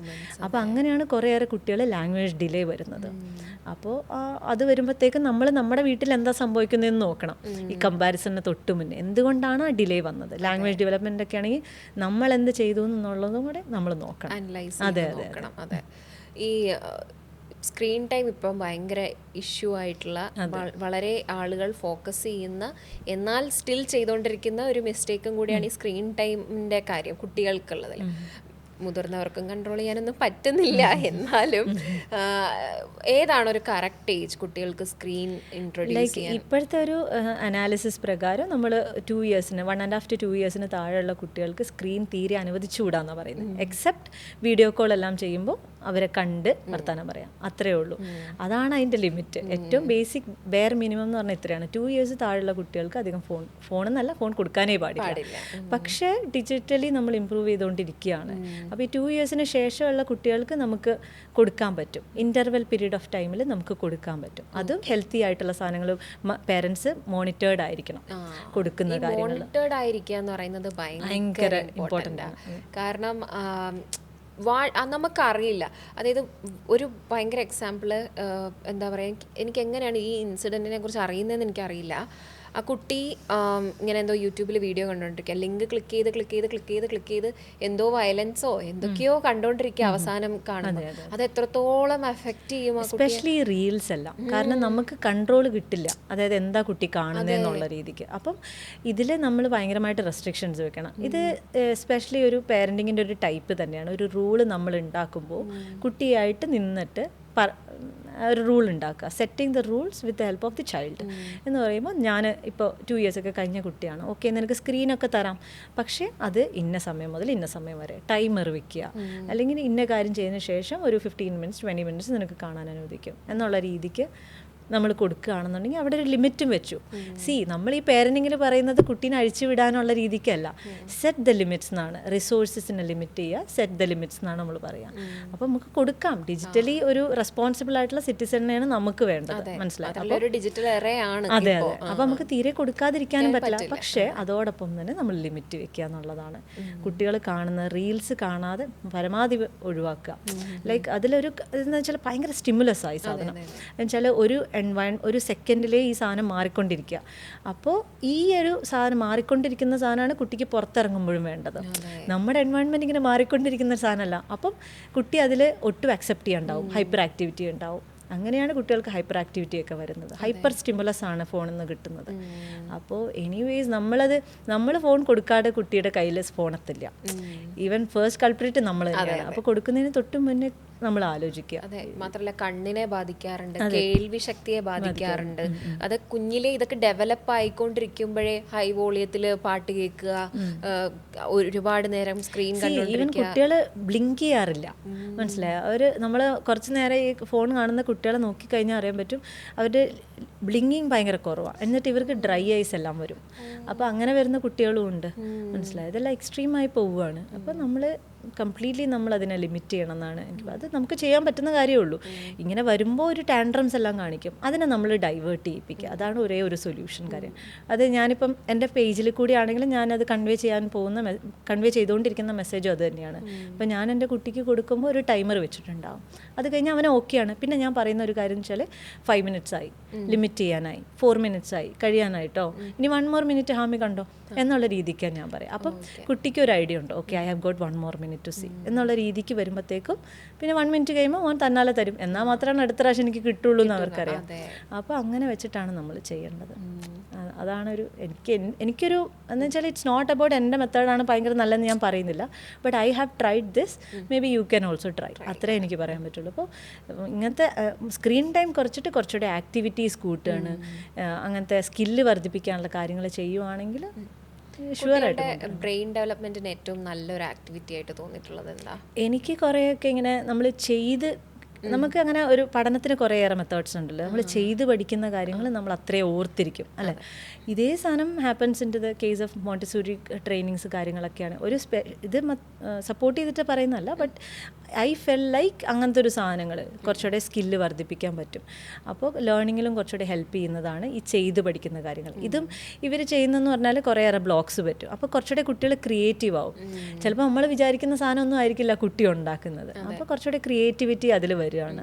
ചെറുപ്പം മുതലേ സെൻസറി മോട്ടോർ ഡെവലപ്മെൻറ്റ് കാര്യങ്ങൾ കുട്ടീനെ നമുക്ക് ഇൻവോൾവ് ചെയ്യിപ്പിക്കാൻ പറ്റുന്നത് ഇങ്ങനത്തെ സാധനങ്ങൾ ചെയ്തിട്ടായിരിക്കും. കുറച്ചുകൂടെ സെൻസ് വർദ്ധിപ്പിക്കുന്ന നമ്മൾ ടോയ്സ്, അത് എൻ്റെ ആക്ച്വലി ഒരു പ്ലാൻ ഉണ്ട്, ഒരു ഫ്യൂച്ചർ പ്ലാനാണ്. എന്ന് പറഞ്ഞാൽ കുട്ടികളുടെ സെൻസറി മോട്ടോർ ഡെവലപ്മെൻറ്റിന് അനുസരിച്ചിട്ടുള്ള ടോയ്സ് നമ്മൾ വാങ്ങിക്കാം. കളി ഈസ് നോട്ട് കളി ഒരു കാര്യമായിട്ടുള്ള കാര്യമാണ്. അപ്പം നമ്മൾ ഓരോ ടോയ്സ് വാങ്ങിച്ചു കൊടുക്കുമ്പോഴും നമ്മൾ ജസ്റ്റ് ഒന്ന് ആലോചിക്കണം, ഇത് വാങ്ങിച്ചു കൊടുത്തിട്ട് ഗുണമുണ്ടോ എന്നാലോചിച്ചിട്ട് നമ്മൾ ഓരോ ടോയ്സ് വാങ്ങിക്കുകയാണെങ്കിൽ it will be beneficial for them also. അപ്പോൾ അങ്ങനെ ഒരു പ്ലാൻ എനിക്കുണ്ട്, കുട്ടികളുടെ സെൻസറി മോട്ടോർ ഡെവലപ്മെൻറ്റിന് അനുസരിച്ചിട്ടുള്ള ടോയ്സ്. അല്ലെ, കുട്ടികൾ കളിക്കുന്നത് ശ്രദ്ധിച്ചാൽ നമുക്ക് മനസ്സിലാവും. ഇപ്പം ചില കുട്ടികൾ 4-ാമത്തെ വയസ്സൊക്കെ ആകുമ്പോൾ തന്നെ ടീച്ചറായിട്ട്, അല്ലെങ്കിൽ അമ്മയച്ഛനായിട്ട്, അല്ലെങ്കിൽ അങ്ങനെയൊക്കെ ആയിരിക്കും, അയൽവാസികളായിട്ട് നമ്മൾ കാണുന്നവരൊക്കെ ആയിട്ടായിരിക്കും അവർ റോൾ പ്ലേ ആയിരിക്കും ചെയ്യുന്നത്. ചില കുട്ടികൾ എനിക്ക് പൈലറ്റ് ആവണം എന്ന് പറഞ്ഞിട്ട് കൂടുതൽ എയ്റോപ്ലെയിൻസിനോടായിരിക്കും അവർക്ക്, അങ്ങനത്തെ ടോയ്സിനോടായിരിക്കും കൂടുതൽ ഇഷ്ടം. ചിലർക്ക് ട്രക്ക് ഡ്രൈവർ ആവണം, ഫയർ എഞ്ചിൻ, നാരങ്ങ അടിക്കുന്ന ആളെ. അതെ, എനിക്ക് പണ്ട് ടീച്ചർ ആവണം എന്നും പറഞ്ഞിട്ട് ഞാനൊരു പ്രായം തൊട്ടേ എഴുത്തും ഇതുമൊക്കെ ആയിരുന്നു. എനിക്ക് എൻ്റെ ഒരു ഓർമ്മയിൽ അതായിരുന്നു മെയിൻ. അത് ഭയങ്കരമായിട്ട് ഹെൽപ്പ് ചെയ്യും. ഇപ്പൊ നമ്മുടെ ഒരുപാട് കാര്യങ്ങൾ നമ്മൾ ചെയ്യുന്ന അതിലോട്ട് ഫോക്കസ് ചെയ്തിട്ടൊക്കെ ആയിരിക്കുമല്ലോ. എല്ലാ കുട്ടികളും കളിക്കുന്ന കളിപ്പാട്ടങ്ങൾ ശ്രദ്ധിച്ചാൽ അറിയാൻ പറ്റും, അവരുടെ ഇൻട്രസ്റ്റിലായിരിക്കും അവർക്ക് വരുന്നത്. അപ്പം ഈ ടോയ്സിന് ഭയങ്കര ഇമ്പോർട്ടൻറ്റ് റോളുണ്ട്. സത്യമാണ്. ഈ ഒരു 12 വയസ്സ് വരെയുള്ള കുട്ടികളല്ലേ കൂടുതലും പീഡിയാട്രിഷ്യൻ, അത് കഴിഞ്ഞാൽ 18 years വരെ നമുക്ക് നോക്കാം. അങ്ങനെയാണോ? ഓക്കെ, അങ്ങനെയാണെങ്കിൽ നല്ല കാര്യം. എൻ്റെ അടുത്ത ചോദ്യത്തിന് ഇത് വളരെയധികം ഹെൽപ്പ് ചെയ്യും. അതായത് ഞാൻ എൻ്റെ തെറാപ്പിസ്റ്റിൻ്റെ അടുത്ത് പോയപ്പോൾ സംസാരിച്ച സമയത്ത് ഇങ്ങനെ ഞാൻ അങ്ങോട്ട് ചോദ്യം ചോദിക്കുമല്ലോ, പുള്ളി സാധാരണ ഇങ്ങോട്ടാണ് ചോദിക്കണമെങ്കിൽ ഞാൻ അങ്ങോട്ട് ചോദിക്കും. അങ്ങനെ ചോദിച്ച സമയത്ത് ഞാനിങ്ങനെ പുള്ളിയുടെ അടുത്ത് ചോദിച്ചിട്ടുണ്ട്, ഈ പാരൻസ് ഒക്കെ കൗൺസിലിങ്ങിന് വന്നിരിക്കുമ്പോൾ എങ്ങനെയാണെന്ന് ചോദിച്ചിട്ടുണ്ട്. അപ്പം പുള്ളി പറഞ്ഞ ഒരു ഉത്തരം ഇതായിരുന്നു, ഭയങ്കര ബുദ്ധിമുട്ടാണ്. കാരണം ആ പുള്ളിക്ക് ഒരു 30-35 വയസ്സെന്തോ ഉള്ളൂ. നമ്മുടെ പാരൻസ് എന്നൊക്കെ പറയുമ്പോഴത്തേക്കിനും ഒരു 50 വയസ്സിന് മുകളിൽ എങ്ങനെയെങ്കിലും കാണും, 50 മിനിമം കാണുമല്ലോ. അപ്പോൾ അവർ പറയുന്നത് എന്താണെന്ന് വെച്ച് കഴിഞ്ഞാൽ, ഞാൻ ലോകം നിങ്ങളെക്കാൾ കൂടുതൽ കണ്ടിട്ടില്ല, നിങ്ങൾ എന്നെ പഠിപ്പിക്കണ്ട എന്നുള്ള ഭാവത്തിൽ എന്നിട്ടും വന്ന് കൗൺസിലിംഗിൽ ഇരിക്കും. എന്നിട്ടും ഇത് തന്നെയായിരിക്കും അവരുടെ ഒരു മെൻറ്റാലിറ്റി. ബിക്കോസ് അവർ വന്നത് ഈ പ്രശ്നത്തിന് സൊല്യൂഷൻ കണ്ടുപിടിക്കണം എന്നാണ്, ഇപ്പം നടക്കുന്ന പ്രശ്നം എന്താണോ അതിന് സൊല്യൂഷൻ കണ്ടുപിടിക്കണം എന്നുള്ള മെൻറ്റാലിറ്റിയിലായിരിക്കും ഇങ്ങനെയുള്ളവർ വരിക എന്നുള്ളൊരു കാരണം കൊണ്ടാണ്. അപ്പം ഡെഫിനറ്റ്ലി ഈ 18 വയസ്സ് വരെയുള്ള കുട്ടികളുടെ പാരൻസിനെ കൗൺസിലിംഗ് ചെയ്യുന്നുണ്ട് എന്നുണ്ടെങ്കിൽ അങ്ങനെ ഒരു ആറ്റിറ്റ്യൂഡ് എന്തായാലും ഫേസ് ചെയ്തിട്ടുണ്ടാവില്ലേ? അതിനെ എങ്ങനെയാണ് തരണം ഇത് എനിക്ക് പറഞ്ഞു കൊടുക്കാനുള്ളതെന്ന് വെച്ചാൽ ഇപ്പം മൂത്ത കുട്ടി 18 വയസ്സൊക്കെ ആണെന്നുണ്ടെങ്കിൽ അവർ ആദ്യം കാണുന്ന കുട്ടി ഇത് തന്നെയായിരിക്കുള്ളൂ. അപ്പോൾ ഇതിൽ വരുന്ന മാറ്റങ്ങൾ അവർക്ക് ഒട്ടും അക്സെപ്റ്റ് ചെയ്യാൻ പറ്റുന്നതായിരിക്കില്ല. അവർ ഇത്രയും നാളൊരു കുട്ടീനെ കണ്ട പോലെ വന്നിട്ട് പിന്നെ ഒരു നിമിഷം വരുമ്പോഴത്തേക്ക് അവർ ഇൻട്രസ്റ്റ് മാറുകയാണ്. ഫ്രണ്ട്സ് ഇപ്പോഴത്തെ കുട്ടികൾ കുറച്ചുകൂടെ 18 കഴിഞ്ഞ് കഴിഞ്ഞാൽ അങ്ങനത്തെ ഒരു സെക്ഷുവൽ ലൈഫ് കാര്യങ്ങളൊക്കെ സ്റ്റാർട്ട് ചെയ്യുന്ന കുട്ടികളാണ്. അപ്പോൾ ഇവരെയൊക്കെ കൗൺസിൽ ചെയ്യിപ്പിക്കുക എന്നുള്ളത് നമ്മൾ പണ്ട് നമ്മുടെ പേരൻസ് പണ്ട് കണ്ട 18 വയസ്സുകാരല്ല ഇപ്പോഴത്തെ, മനസ്സിലായോ? കുറച്ചുകൂടെ മാറിയിരിക്കുന്നതാണ്. അപ്പോൾ ഇവരെ പറഞ്ഞ് കൗൺസിൽ ചെയ്യിപ്പിക്കുക, അവർ ലോകം മാറി എന്നുള്ളതിനെ പറ്റി അക്സെപ്റ്റ് ചെയ്യിപ്പിക്കുക എന്നുള്ളത് it's A very difficult job. അപ്പം ബട്ട് സംഹൗ കുറച്ചുകൂടെ ഒരു സ്റ്റെപ്പ് ഫോർവേഡ് ആണെന്ന് എനിക്ക് തോന്നിയിട്ടുണ്ട്. ഓക്കെ, ചില പേരൻസ് ഉണ്ട്, ചില കുട്ടികളുടെ ഇങ്ങനെ പോക്സോ കേസെല്ലാം നമുക്ക് വരാറുണ്ട്. അപ്പം അങ്ങനെയൊക്കെ വരുമെന്ന് വെച്ചാൽ ലൈക്ക് ഇവരെ കൗൺസിൽ ചെയ്യിപ്പിക്കുക എന്നുള്ളത് ഭയങ്കര ഡിഫിക്കൽട്ടാണ്. അപ്പോൾ ഇവർ തോട്ട്സ് എല്ലാം ഇങ്ങനെയായി അവരും കുറച്ചുകൂടെ അക്സെപ്റ്റ് ചെയ്യുന്ന കുറച്ച് പേരൻസും ഉണ്ട് കേട്ടോ. ഓക്കെ, അങ്ങനെ ആയിപ്പോയി അങ്ങനെയൊക്കെ പറയുന്ന പേരൻസും ഉണ്ട്. അപ്പോൾ നമുക്ക് ജനറലി സ്പീക്കിംഗ് അങ്ങനെ പറയാൻ പറ്റത്തില്ല. ബട്ട് സ്റ്റിൽ ഒരു സ്റ്റെപ്പ് ഫോർവേഡായിട്ട് അവർ വന്നിട്ടുണ്ട്. ഡിഫിക്കൽട്ടാണ്, ഓഫ് കോഴ്സ് ഡിഫിക്കൽട്ടാണ് ഇവരെ ഒന്ന് കൺവിൻസ് ചെയ്യിപ്പിക്കുക എന്നുള്ളത്. കാരണം എന്ന് വെച്ച് കഴിഞ്ഞാൽ ഇതിപ്പം അവരുടെ തെറ്റാണോ എന്ന് വെച്ചാൽ അതുമല്ല. കാരണം അവര് വന്നിരിക്കുന്നത് ഇത് കേട്ടിട്ടാണ്. ഞങ്ങളൊക്കെ വളർത്തിയിട്ടുള്ളതാ, ഇങ്ങനെ മൂത്തതിനെ ഞാൻ വളർത്തിയിട്ടുണ്ട്, ഇളതിനെ വളർത്താൻ എനിക്കറിയാം, അങ്ങനെയാണ് കേട്ടിരിക്കുന്നതും. അവരും കേട്ടിരിക്കുന്നത്, നമ്മുടെ പാരൻസ് ആണെങ്കിലും അത് തന്നെ കേട്ടിരിക്കുന്നത്, നമ്മളാണെങ്കിലും അതാ കേട്ടിരിക്കുന്നത്. അപ്പം നമ്മളുടെ മനസ്സിലും ഞാൻ എൻ്റെ വീട്ടിലൊക്കെ ഒത്തിരി പിള്ളേർ വളർന്നിട്ടുണ്ട് എന്നുള്ളൊരു ആറ്റിറ്റ്യൂഡ് നമ്മുടെ മനസ്സിൽ ഓട്ടോമാറ്റിക്കലി കാണും. പക്ഷെ നമ്മുടെ മനസ്സിൽ ഇപ്പോഴത്തെ ഒരു കാലത്ത് എല്ലാവരും ഇൻക്ലൂഡിങ് എല്ലാ ജനറേഷനും അൺലേൺ ചെയ്യാൻ പഠിച്ചിരിക്കുന്നത് കൊണ്ട് ഗുണം വന്നിട്ടുണ്ട്. എന്നാലും സമയം എടുക്കില്ലേ മാറ്റങ്ങളെല്ലാം വരാൻ? Of course. കാരണം എന്ന് വെച്ചാൽ പഠനങ്ങൾ വ്യക്തമാക്കുന്ന ഒരു ഡീക്കേഡ് കഴിയുമ്പോൾ 10 വർഷം കഴിയുമ്പോഴത്തേക്കും കുട്ടികളുടെ IQ 3 പോയിന്റ്സ് വെച്ച് കൂടിക്കൊണ്ടിരിക്കുകയാണ്. അപ്പോൾ അവരനുസരിച്ച് നമ്മൾ മാറുന്നില്ലല്ലോ, ഓരോ ജനറേഷൻ വൈസ് കൂടിക്കൊണ്ടിരിക്കുകയല്ലേ ഉള്ളൂ. അപ്പോൾ ലൈക്ക് ഇതിനെപ്പറ്റി അവരെ കുറച്ചുകൂടെ ബോധവാന്മാരൊക്കെ ആക്കുക എന്നുള്ളത് നമ്മുടെ ഒരു സ്കില്ലാണ്, മനസ്സിലായോ? ഇതിപ്പം ഇങ്ങനെ ഉണ്ട്, കുട്ടികളുടെ ലൈഫ് മാറിക്കൊണ്ടിരിക്കുകയാണ്. ഈവൻ ഈ girls boys differentiation, sex life കാര്യങ്ങളെല്ലാം നമ്മൾ ഏർലി മുതലേ കുട്ടികളെ പഠിപ്പിച്ചു കൊടുക്കേണ്ട ഒരു സാഹചര്യത്തിലാണ് നമ്മൾ നിൽക്കുന്നത്. കഴിഞ്ഞ ദിവസം എന്നെ വിളിച്ചൊരു പേരൻറ്റ് പറഞ്ഞതെന്ന് വെച്ചാൽ കുട്ടിക്ക് 8 വയസ്സായിട്ടുള്ളൂ, but still he is saying about sex, ആ റിലേറ്റഡ് ആയിട്ടുള്ള കാര്യങ്ങൾ പറയുന്നത്. ക്യാൻ യു എക്സ്പെക്ട് നമ്മൾ അങ്ങനെ ആയിരുന്ന സമയത്ത് ഒരു 2ാം ക്ലാസ്സിൽ 3ാം ക്ലാസ്സിൽ പഠിക്കുമ്പോൾ ഇതിനെപ്പറ്റി എന്തെങ്കിലും ഒരു ഐഡിയ നമുക്ക് കിട്ടിയിട്ടുണ്ടോ? ഇല്ല. സോ ഈവൻ ഡിജിറ്റലി ആയിക്കോട്ടെ, അങ്ങനത്തെ കുറേ കാര്യങ്ങൾ കൊണ്ട് കുട്ടികൾ കുറച്ചുകൂടെ എന്താ പറയുക, നമുക്ക് പറയാൻ പറ്റില്ല, ലക്കിലി ഒരു unluckily they are knowing it very early. അപ്പോൾ ഇതിനെ മാനേജ് ചെയ്യാൻ നമ്മളും പഠിക്കേണ്ടതാണ്. കുറച്ചുകൂടെ നമ്മൾ പ്രജുഡൈസ്ഡ് ആവാണ്ട് മാറിക്കൊണ്ടിരിക്കുകയാണ് കാലം എന്നനുസരിച്ചിട്ട് നമ്മളും പഠിക്കുകയാണ് വേണ്ടത്. എനിക്ക് പേരൻസിനോട് അതാ പറഞ്ഞു കൊടുക്കാറുള്ളത്. പണ്ടത്തെ കാലത്ത് പീരീഡ്സ് എന്നുള്ള കാര്യം പോലും ഡിസ്കസ് ചെയ്യാത്ത, തുറന്നു പറയാത്തൊരു കാലമായിരുന്നു. ഇതിൽ എനിക്കൊരു കഥയുണ്ട് ഈ പീരീഡ്സിൻ്റെ എന്ന് പറഞ്ഞാൽ. എൻ്റെ പേരൻസിന് അധികം എന്നെ ഇങ്ങനെ പറഞ്ഞ് പഠിപ്പിച്ചിട്ടൊന്നും ഉണ്ടായിരുന്നില്ല. ഓക്കെ, നിനക്ക് ഇത്ര വയസ്സായി, പീരീഡ്സ് ആവാനായി എന്നുള്ളൊരിതൊന്നും. അപ്പോൾ എനിക്ക് ഇങ്ങനെ പീരീഡ്സ് ആയി ഫസ്റ്റ് ഡേയിൽ എനിക്കറിയില്ല ഇതെന്താ സംഭവം എന്ന് പോലും എനിക്കറിയില്ല. അപ്പോൾ ഞാൻ വിചാരിച്ചത് ഇതിങ്ങനെ ഇഷ്ടികപ്പൊടി എൻ്റെ മേത്ത് വന്നത് എന്നാണ് ഞാൻ വിചാരിച്ചത്.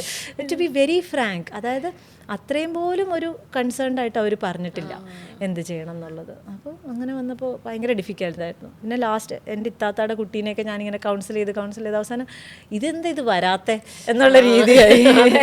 ലൈക്ക് അത്രയും നോളജായി അവർക്ക്. അപ്പം അങ്ങനെ കൂടെ കൊടുക്കേണ്ട ഒരു എഡ്യൂക്കേഷൻ ഇമ്പോർട്ടൻസ് ഉണ്ട്. പിന്നെ ഇപ്പോൾ പണ്ടൊക്കെ പീരീഡ്സ് ആവുന്ന സമയത്ത് അയ്യോ ഓടിക്കളിക്കരുത്, ഇന്ന ആക്ടിവിറ്റി ചെയ്യരുത്, അത് ചെയ്യരുത്, ഇത് ചെയ്യരുത് എന്നൊക്കെയാ. ഇപ്പോഴത്തെ കുട്ടികൾക്ക് അതൊക്കെ ഒന്നും ഇല്ല, ഇതൊരു പാർട്ട് ഓഫ് ലൈഫാണ്. മാത്രമല്ല ഇങ്ങനെ കുറച്ച് മൂവ്മെന്റ് വരുമ്പോഴാണ് പെയിൻ എല്ലാം റിലീഫ് ആവുകയും ചെയ്യുന്നത്. അതുകൊണ്ടാണ് നമ്മുടെ അടുത്ത് മൈൽഡ് ആയിട്ടുള്ള എക്സസൈസും കാര്യങ്ങളൊക്കെ ചെയ്യാൻ പറയുന്നത്. അത് പെയിൻ റിലീഫും കൂടെയാണ്. മെഡിസിൻ എടുക്കുന്ന പോലെ തന്നെ നമുക്ക് കുറച്ചുകൂടെ എഫക്റ്റീവ് ആണ് ഈ മൂവ്മെന്റ്സ്. പണ്ടത്തെ ആളുകൾക്ക് വിവരം ഇല്ല എന്നല്ല പറയുന്നത്, അത് ആ കാലത്ത് maybe would have worked. പക്ഷെ ഇപ്പോൾ എനിക്ക് തോന്നുന്നു നമ്മളുടെ ഒരു ജനറേഷനിൽ കുറച്ചും കൂടി മൂവ്മെന്റ്സ് വരുമ്പോഴാണ് പെയിൻ കുറവ് വരുന്നതും. അത് സയന്റിഫിക്കലി പറയുമ്പോഴാണെങ്കിലും ശരിയാണെന്നാണ് തോന്നിയിട്ടുള്ളത്. പിന്നെ ഞാനൊരു കാര്യം ചെയ്യട്ടെ, നമ്മൾ ഒത്തിരി വട്ടം കോൺവെർസേഷൻ ചെയ്തുകൊണ്ടിരിക്കുന്നതിൻ്റെ ഇടയ്ക്ക് ഈ പഠനങ്ങളെ കുറിച്ച് പറയുന്നുണ്ടായിരുന്നല്ലോ. എങ്ങനെയാണ് ഈ പഠനങ്ങളെ കുറിച്ച് അറിയുന്നത്? നമ്മൾ അപ്ഡേറ്റഡ് ആയിട്ട് നിൽക്കാന്നുള്ളതാണ്. അതിന് ചില CM കോൺഫറൻസുകൾ ഉണ്ടാവും, ലൈക്ക് ഓരോ ന്യൂറോളജി മെത്തഡോളജീൻ്റെതാണെങ്കിൽ അങ്ങനെയൊക്കെ കോൺഫറൻസ് വരുമ്പോൾ ഓക്കെ ഇന്ന കാര്യങ്ങൾ നടക്കുന്നുണ്ട്, മെറ്റാ അനാലിസിസ് നടക്കുന്നുണ്ട് എന്നൊക്കെ നമ്മൾ അപ്ഡേറ്റഡ് ആയിട്ട് നിൽക്കണം. അതല്ലാന്നുണ്ടെങ്കിൽ ദർ ഇസ് ഒരു doctor never stop learning. Even in his lates 70s or 80s they are learning. അങ്ങനെ പഠിച്ചുകൊണ്ടിരുന്നിട്ടേ കാര്യമുള്ളൂ. നമ്മൾ അപ്ഡേറ്റഡ് ആയിട്ട് നിൽക്കുക എന്നുള്ളതാണ്. ഈവൻ ഇപ്പോൾ നമ്മൾ പഠിച്ചിറങ്ങിയ ആളാണെങ്കിൽ കൂടിയും നമ്മൾ സംഭവം അപ്ഡേറ്റഡ് ആയിട്ട് നിൽക്കും. അതിന് ആപ്സും കാര്യങ്ങളും നമ്മൾ കോൺഫറൻസ് അറ്റൻഡ് ചെയ്യുന്നതും സംഭവം നമ്മളത് അറിഞ്ഞിരിക്കും. അത് സത്യമാണ്. ഡോക്ടേഴ്സ് ആയി കഴിഞ്ഞാൽ കാരണം ഒന്നാമത്തെ കാര്യം എല്ലാ മെത്തേഡ്സ് എല്ലാം മാറിക്കൊണ്ടിരിക്കുകയാണ്, പല മെത്തഡോളജീസ് വന്നുകൊണ്ടിരിക്കുകയാണ്. അതെ, അപ്പം അപ്ഡേറ്റഡ് ആയില്ലെങ്കിൽ എല്ലാ ജോലിക്കും അതെ, ഡോക്ടർ ആകുമ്പം എസ്പെഷ്യലി അതെ. വേറൊരു ഇമ്പോർട്ടൻറ്റ് ടോപ്പിക് ഈ ബുള്ളിങ് എന്ന് പറയുന്ന ഒരു കാര്യം. അത് പണ്ടത്തെ കാലത്ത് ഇപ്പം ഞാൻ പഠിക്കുന്ന സമയത്ത് ഞാൻ ബുള്ളി ചെയ്യപ്പെടുകയാണെന്ന് പോലും എനിക്ക് മനസ്സിലായിട്ടുണ്ടായിരുന്നില്ല. പക്ഷെ ഇപ്പോൾ എനിക്കറിയില്ല, ഞാൻ അതിനെക്കുറിച്ച് എഡ്യൂക്കേറ്റഡ് ആയത് ഇംഗ്ലീഷ് മൂവീസ് കണ്ടിട്ടാണ്. ഓ, ഇത് ബുള്ളിങ് ആണ്, ഇത് പ്രശ്നമാണ്, ഇത് അതുകൊണ്ടാണ് എനിക്ക് അങ്ങനെ അന്ന് തോന്നിയത് എന്ന് മനസ്സിലാക്കിയത് സിനിമകൾ കണ്ടിട്ടാണ്. പക്ഷെ ഇന്നത്തെ അത് കണ്ടിട്ടാണോ എന്താണോ എനിക്കറിയില്ല, എല്ലാവരും ഇപ്പം ഡിസ്കസ് ചെയ്യുന്നുണ്ട് കുട്ടികൾക്ക് ഇങ്ങനെ സംഭവിക്കുന്നുണ്ട് എന്നൊക്കെ ഉള്ളത്. അപ്പോൾ ഒരു ബുള്ളി ചെയ്യപ്പെടുന്ന കുട്ടിയെ എങ്ങനെ സമാധാനിപ്പിക്കാം എന്നുള്ളത് ഒരുപാട് ഡിസ്കസ് ചെയ്യപ്പെടുന്നുണ്ട്. പക്ഷേ ഈ ബുള്ളി ചെയ്യുന്ന കുട്ടികളെ എന്ത് ചെയ്യാൻ പറ്റും എന്നുള്ളത് ആക്ച്വലി ഈവൻ ഞാൻ ഉൾപ്പെടെ ഇങ്ങനെ ബുള്ളീഡ് ആയിട്ടുണ്ട് സ്കൂളിൽ വെച്ചിട്ടൊക്കെ. എന്നുവെച്ചാൽ നമ്മൾ ഭയങ്കര ഡിസ്ക്രിമിനേഷനും കാര്യങ്ങളൊക്കെ ആയിരിക്കും. അപ്പം ഇനീഷ്യൽ സ്റ്റേജിൽ എൻ്റെ പേരൻസിന് അത് മനസ്സിലായിട്ടുണ്ട്, ലൈക്ക് ഇന്ന പ്രശ്നങ്ങൾ സ്കൂളിൽ നടക്കുന്നുണ്ട് എന്നുള്ള രീതിക്ക്. അപ്പം ഇവരെ കൗൺസിൽ ചെയ്യുമ്പോൾ എന്നെയല്ല എൻ്റെ സ്കൂളിലെ ടീച്ചേഴ്സ് കൗൺസിൽ ചെയ്തത്, ആരാണോ എന്നെ ബുള്ളി ചെയ്തത് അവരെയാണ്. ലൈക്ക് ആ ഒരു എഡ്യൂക്കേഷൻ അപ്പം തന്നെ ആയിട്ടുണ്ടെന്നാണ് ഞാൻ വിശ്വസിക്കുന്നത്, മനസ്സിലായത്. പക്ഷെ ഏത് സമയത്താണ് നമുക്ക് ആ ഒരു എൻവയൺമെൻറ്റ് ഭയങ്കര ടോക്സിക് ആയിട്ട് തോന്നുന്നത്, ആ സമയത്ത് we should seek for help എന്നുള്ള. ഇതിന് പേരൻസിന് ഇൻവോൾവ്മെൻ്റ് ഉണ്ട്. ആ ഒരു ഓപ്പൺനെസ്, സ്കൂളിൽ നടക്കുന്ന വിവരങ്ങൾ കുട്ടിക്ക് പറയാൻ തോന്നുന്ന വിധം ഒരു ഓപ്പൺനെസ് നമ്മൾ ഫാമിലിയിൽ ക്രിയേറ്റ് ചെയ്യപ്പെടുകയാണെങ്കിൽ they will definitely come out. ആ ഒരു വീട്ടിൽ വന്നിട്ട് പറയാനുള്ളൊരു ഓപ്പൺനെസ് അവർക്ക് തോന്നും. ഇത് വരുമ്പോൾ നമ്മൾ പേരൻസ് ഓഫ് കോഴ്സ് നമ്മൾ ടീച്ചേഴ്സുമായിട്ട് ഡിസ്കസ് ചെയ്യും. ഇത് വരുമ്പോൾ ഈ ടീച്ചേഴ്സ് മറ്റേ കുട്ടിയുടെ പേരൻസുമായിട്ട് ഡിസ്കസ് ചെയ്യും. അപ്പം they should take it like that only. എനിക്ക് അങ്ങനെയാണ് പറയാനുള്ളത്. ലൈക്ക് എൻ്റെ കുട്ടി മറ്റൊരു കുട്ടീനോട് ഇങ്ങനെ ഒരു കാര്യം ചെയ്യുന്നുണ്ടെങ്കിൽ hurting someone is never okay എന്നുള്ളൊരു ലെസൺ നമ്മൾ നമ്മുടെ കുട്ടികൾക്ക് പറഞ്ഞു കൊടുക്കണം.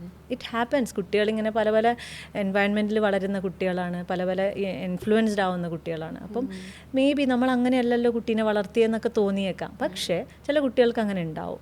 ബുള്ളി ഒരു ഇറ്റ്സ് ദെയർ. അങ്ങനെ ഒരു പ്രശ്നം വരുമ്പോഴത്തേക്കും we should let them know that bullying is never okay.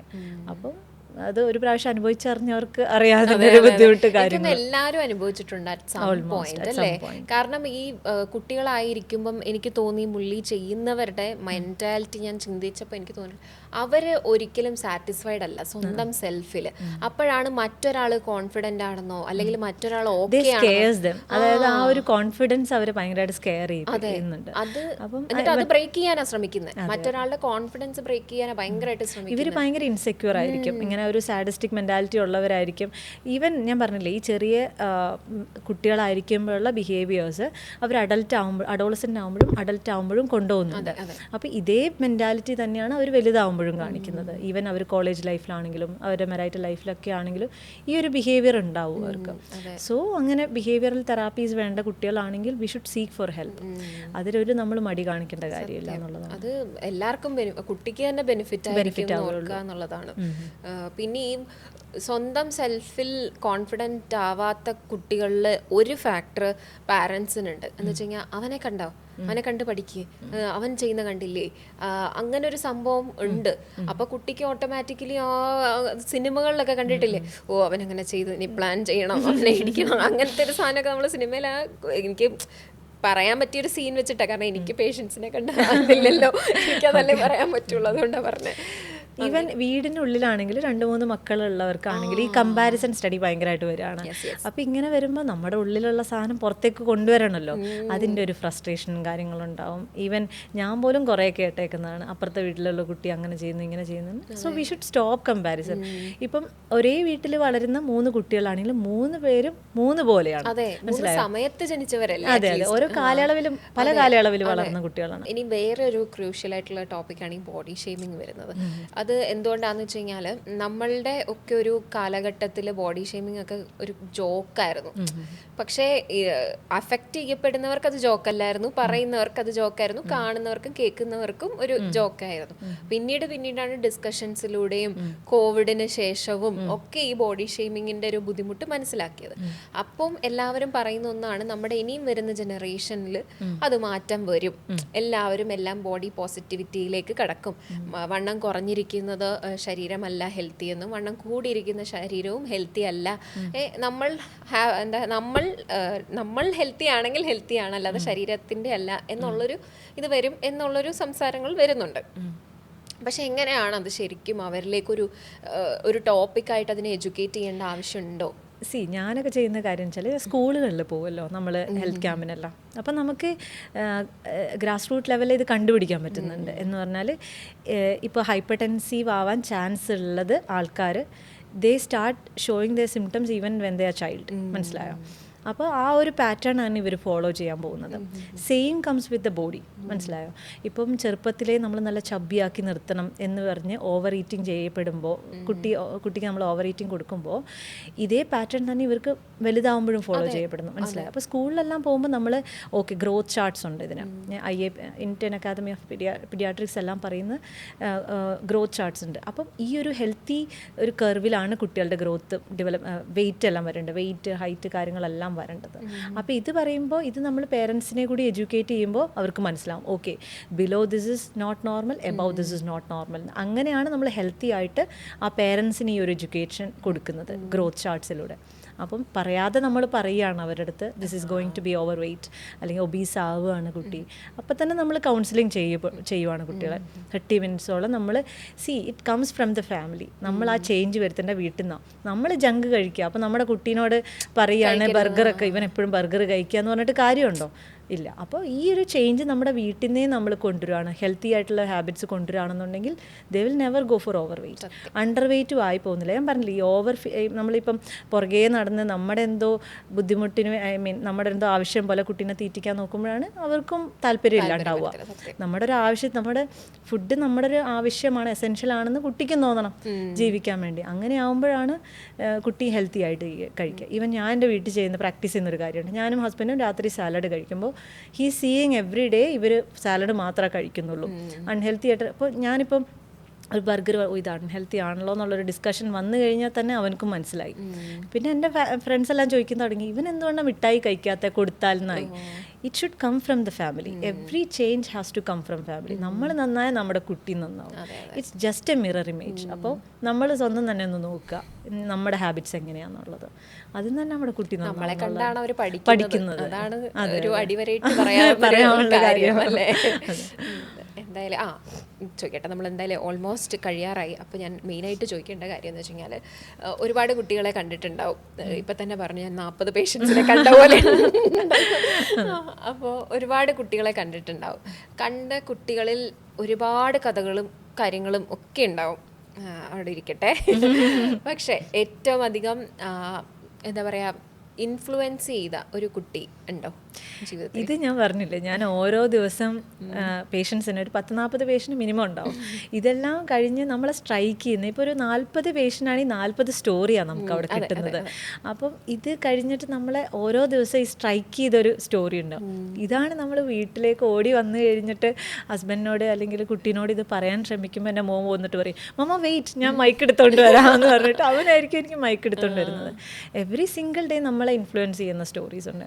ഇതിൽ എന്നെ ഭയങ്കരമായിട്ട് ഇൻഫ്ലുവൻസ് ചെയ്ത ഒരു സ്റ്റോറി എന്ന് പറഞ്ഞാൽ, ഞാൻ പഠിച്ചുകൊണ്ടിരുന്ന സമയത്ത് ഭുവനേശ്വറിലാണ് ഞാൻ PG ചെയ്തത്, പീഡിയാട്രിക്സ്. അപ്പം അവിടെ എൻ്റെ അടുത്ത് പറഞ്ഞു, Fathima you go and take the last bed case എന്ന് പറഞ്ഞു. അപ്പോൾ ഞാനന്ന് ഡിസ്കഷൻ റൗണ്ട്സിൻ്റെ ഇടയ്ക്ക് സംസാരിച്ചുകൊണ്ടിരുന്നപ്പോൾ എന്നെ പൊക്കിയതാണ് സത്യത്തിന്. അപ്പോൾ എൻ്റെ അടുത്ത് പറഞ്ഞു ആ കേസ് പോയി എടുക്കാൻ പറഞ്ഞു. ആക്ച്വലി ഒരു സെറിബ്രൽ പാൽസി കുട്ടിയായിരുന്നു അത്. സെറിബ്രൽ പാൽസി എന്ന് പറഞ്ഞാൽ ബ്രെയിൻ ഡാമേജ് വന്ന കുട്ടി, പെർമനൻ്റ്ലി ഡാമേജ്ഡ് ആയിട്ടുള്ളത്. അപ്പോൾ ഇതെന്താ സംഭവം എന്ന് വെച്ചാൽ, ഇവരുടെ അടുത്ത് ഞാൻ പോയി സംസാരിച്ചപ്പോൾ യങ് കപ്പിൾസ്, ഭയങ്കര വൈബ്രൻ്റ് ആയിട്ടുള്ള ഒരു ഹസ്ബൻഡ് ആൻഡ് വൈഫ്, രണ്ടുപേരും അമേരിക്കയിലായിരുന്നു. പുള്ളിക്കാരൻ അവിടെ നിന്ന് സയൻറ്റിസ്റ്റ് ആയിരുന്നു. അപ്പം ഇത് ഇങ്ങനെ പിന്നെ ഒരു കുറേ കാലത്തിന് ശേഷം കൺസീവായി. 10 ഇയേഴ്സ് കണ്ട് കഴിഞ്ഞപ്പോൾ കൺസീവ് ചെയ്ത് അവിടെയായിരുന്നു മൊത്തത്തിൽ. ഓൾമോസ്റ്റ് ടേം ആയി കഴിഞ്ഞപ്പോൾ അവർ നാട്ടിലേക്ക് വന്നു. ഒറീസയിലെ ഏതോ ഒരു കുഗ്രാമത്തിലായിരുന്നു ഇവർ ഉണ്ടായിരുന്നത്. അതുവരെയുള്ളത് എല്ലാം നോർമൽ ആയതിനെ കൊണ്ട് ലേബർ പെയിൻ വന്നപ്പോൾ ഇവരൊരു വളരെ എന്താ പറയുക, ഒരു അധികം ഫെസിലിറ്റീസ് ഒന്നും ഇല്ലാത്തടത്താണ് ഇവർ എത്തിപ്പെട്ടത്. അപ്പോൾ ആ ടൈമിൽ കുട്ടിക്ക് ബ്രീത്ത് ചെയ്തില്ല, മനസ്സിലായി. ഈ ഗോൾഡൻ പീരീഡ് എന്ന് പറഞ്ഞ സമയമുണ്ട്. കുഞ്ഞെങ്ങാനും കരഞ്ഞില്ലെങ്കിൽ നമ്മൾ കൊടുക്കേണ്ടിയ റെസിസിറ്റേഷൻ, ഇനീഷ്യൽ റെസിറ്റേഷൻ, അതിപ്പോൾ ഗൈനക്കോളജിസ്റ്റ് ആണെങ്കിലും എല്ലാവരും ട്രെയിൻഡ് ആവുകയാണ് അതിൽ. കുട്ടിക്ക് ആ ഫസ്റ്റ് മിനിറ്റിൽ കിട്ടേണ്ട ഓക്സിജൻ, അപ്പോൾ അന്ന് ആ കുട്ടിക്ക് അത് കിട്ടിയില്ല. അപ്പോൾ അതിനെക്കൊണ്ട് കൊച്ചിന് ബ്രെയിൻ ഡാമേജ് സംഭവിച്ച് ഒരു ബ്രെയിൻ സെറിബ്രൽ പാൽസിൻ്റെ ഏറ്റവും സിവിയർ ഫോമായിട്ടുള്ളൊരു സെറിബ്രൽ പാൽസിയാണ് ആ കുട്ടിക്ക് ഉണ്ടായത്. അപ്പോൾ അവരത്രയും നാൾ ആറ്റുനോറ്റ് ഒരു 10 വർഷത്തെ കാത്തിരിപ്പിന് ശേഷം ഉണ്ടായൊരു കുട്ടിയാണ്. അപ്പം അവർക്ക് ആ ഒരു മെഡിക്കൽ മാനേജ്മെൻറ്റ് കിട്ടിയില്ല കറക്റ്റായിട്ടുള്ള ആ ടൈമിൽ. അപ്പോൾ അതിൽ വന്ന ആ കുട്ടിക്ക് വന്ന ഒരു ബുദ്ധിമുട്ട്. പിന്നീട് അവരെന്നെ കാണുമ്പോൾ ഈ കുട്ടിക്ക് അത്രയും നാൾ ഇത്ര നന്നായിട്ട് നോക്കിയിടുന്ന ഒരു സമയത്ത് 7ാമത്തെ വയസ്സിൽ ആ കുട്ടിക്ക് ആദ്യമായിട്ട് ന്യൂമോണിയ വരികയാണ്. Aspiration pneumonia. ഇവർക്ക് ഫീഡ് ചെയ്യാൻ ഇറക്കാൻ പറ്റത്തില്ലല്ലോ. അപ്പോൾ കൊടുത്തപ്പോൾ കൊച്ച് ആസ്പിറേറ്റ് ചെയ്ത് ന്യൂമോണിയ ആയി. അങ്ങനെയാണ് ഞങ്ങളുടെ അവിടെ കൊണ്ടുവരുന്നത്. അപ്പോൾ ഇങ്ങനെ സംസാരിച്ചുകൊണ്ടിരുന്നപ്പോൾ ഇവർ they are waiting to have another baby. അവർ അന്ന് എൻ്റെ അടുത്ത് മുഖത്ത് നോക്കി ചിരിച്ചുകൊണ്ട് സംസാരിച്ച ആ ഒരു കോൺഫിഡൻസ് നമുക്കൊന്നും പറ്റില്ല. കാരണം ഒരു ഡിസബിലിറ്റി ഉള്ള ഒരു പേരൻസ് അവർ അത്രയും ഫ്രസ്ട്രേറ്റഡ് ആയിരിക്കും. ഞാൻ അങ്ങനത്തെ പേരൻസിനെയും കണ്ടിട്ടുണ്ട്. അതായത് അവരുടേതല്ലാത്ത കുറേ കാരണങ്ങൾ കൊണ്ട് കുഞ്ഞങ്ങനെ ആയിപ്പോയി. അപ്പം നമ്മൾ വിചാരിക്കേണ്ട കാര്യം നമ്മൾ എത്ര ലക്കിയാണ്. അല്ലെങ്കിൽ ഒരു നോർമലായിട്ടുള്ളൊരു കുട്ടി, it's not about girl or boy. നമ്മൾ ആ ഹെൽത്തി ആയിട്ടുള്ളൊരു കുഞ്ഞിനെ കൈ കിട്ടുക എന്ന് പറഞ്ഞാൽ ഒരു അത്ഭുതമാണ്, ബ്ലെസ്സിങ് ആണത്. അപ്പോൾ അങ്ങനെ അല്ലാതിരുന്നിട്ടും ദേ ആർ ജസ്റ്റ് ഹാപ്പി. അവർ എൻ്റെ അടുത്ത് വന്ന് പറയാണ്, ഡോക്ടർ ഫാത്തിമ ഞങ്ങളോട് ചോദിച്ചോളൂ, എന്ത് വേണമെങ്കിലും ഞങ്ങൾ പറഞ്ഞുതരാം. എത്ര വെൽക്കമിങ് ആണ്, എത്ര അവരുടെ ലൈഫിൽ അവർ ഹാപ്പി ആണെന്നുള്ളൊരു മൊമെൻറ്റിൽ ഞാനിങ്ങനെ തിരിച്ചറിഞ്ഞു. ഞാനൊക്കെ എന്ത് ചെയ്താലാണ് അത്രയും ഇതാവുക എന്നുള്ളത്. ഒബ്ലീജ്ഡ് ആയി പോവാണ് അങ്ങനെയുള്ള പേരൻസിനെ കാണുമ്പോൾ. നമുക്കൊന്നും പറയാൻ പറ്റില്ല അവരോട്, ആശ്വസിപ്പിക്കാൻ പോലും ഒന്നും പറയാനില്ല. അവരുടെ ലൈഫ് മൊത്തത്തിൽ ഈ കുട്ടീനായിട്ട് പോവുമായിരുന്നു. അതിൽ പോലും അവർ സമാധാനവും സന്തോഷവും കണ്ടുപിടിക്കുന്നു.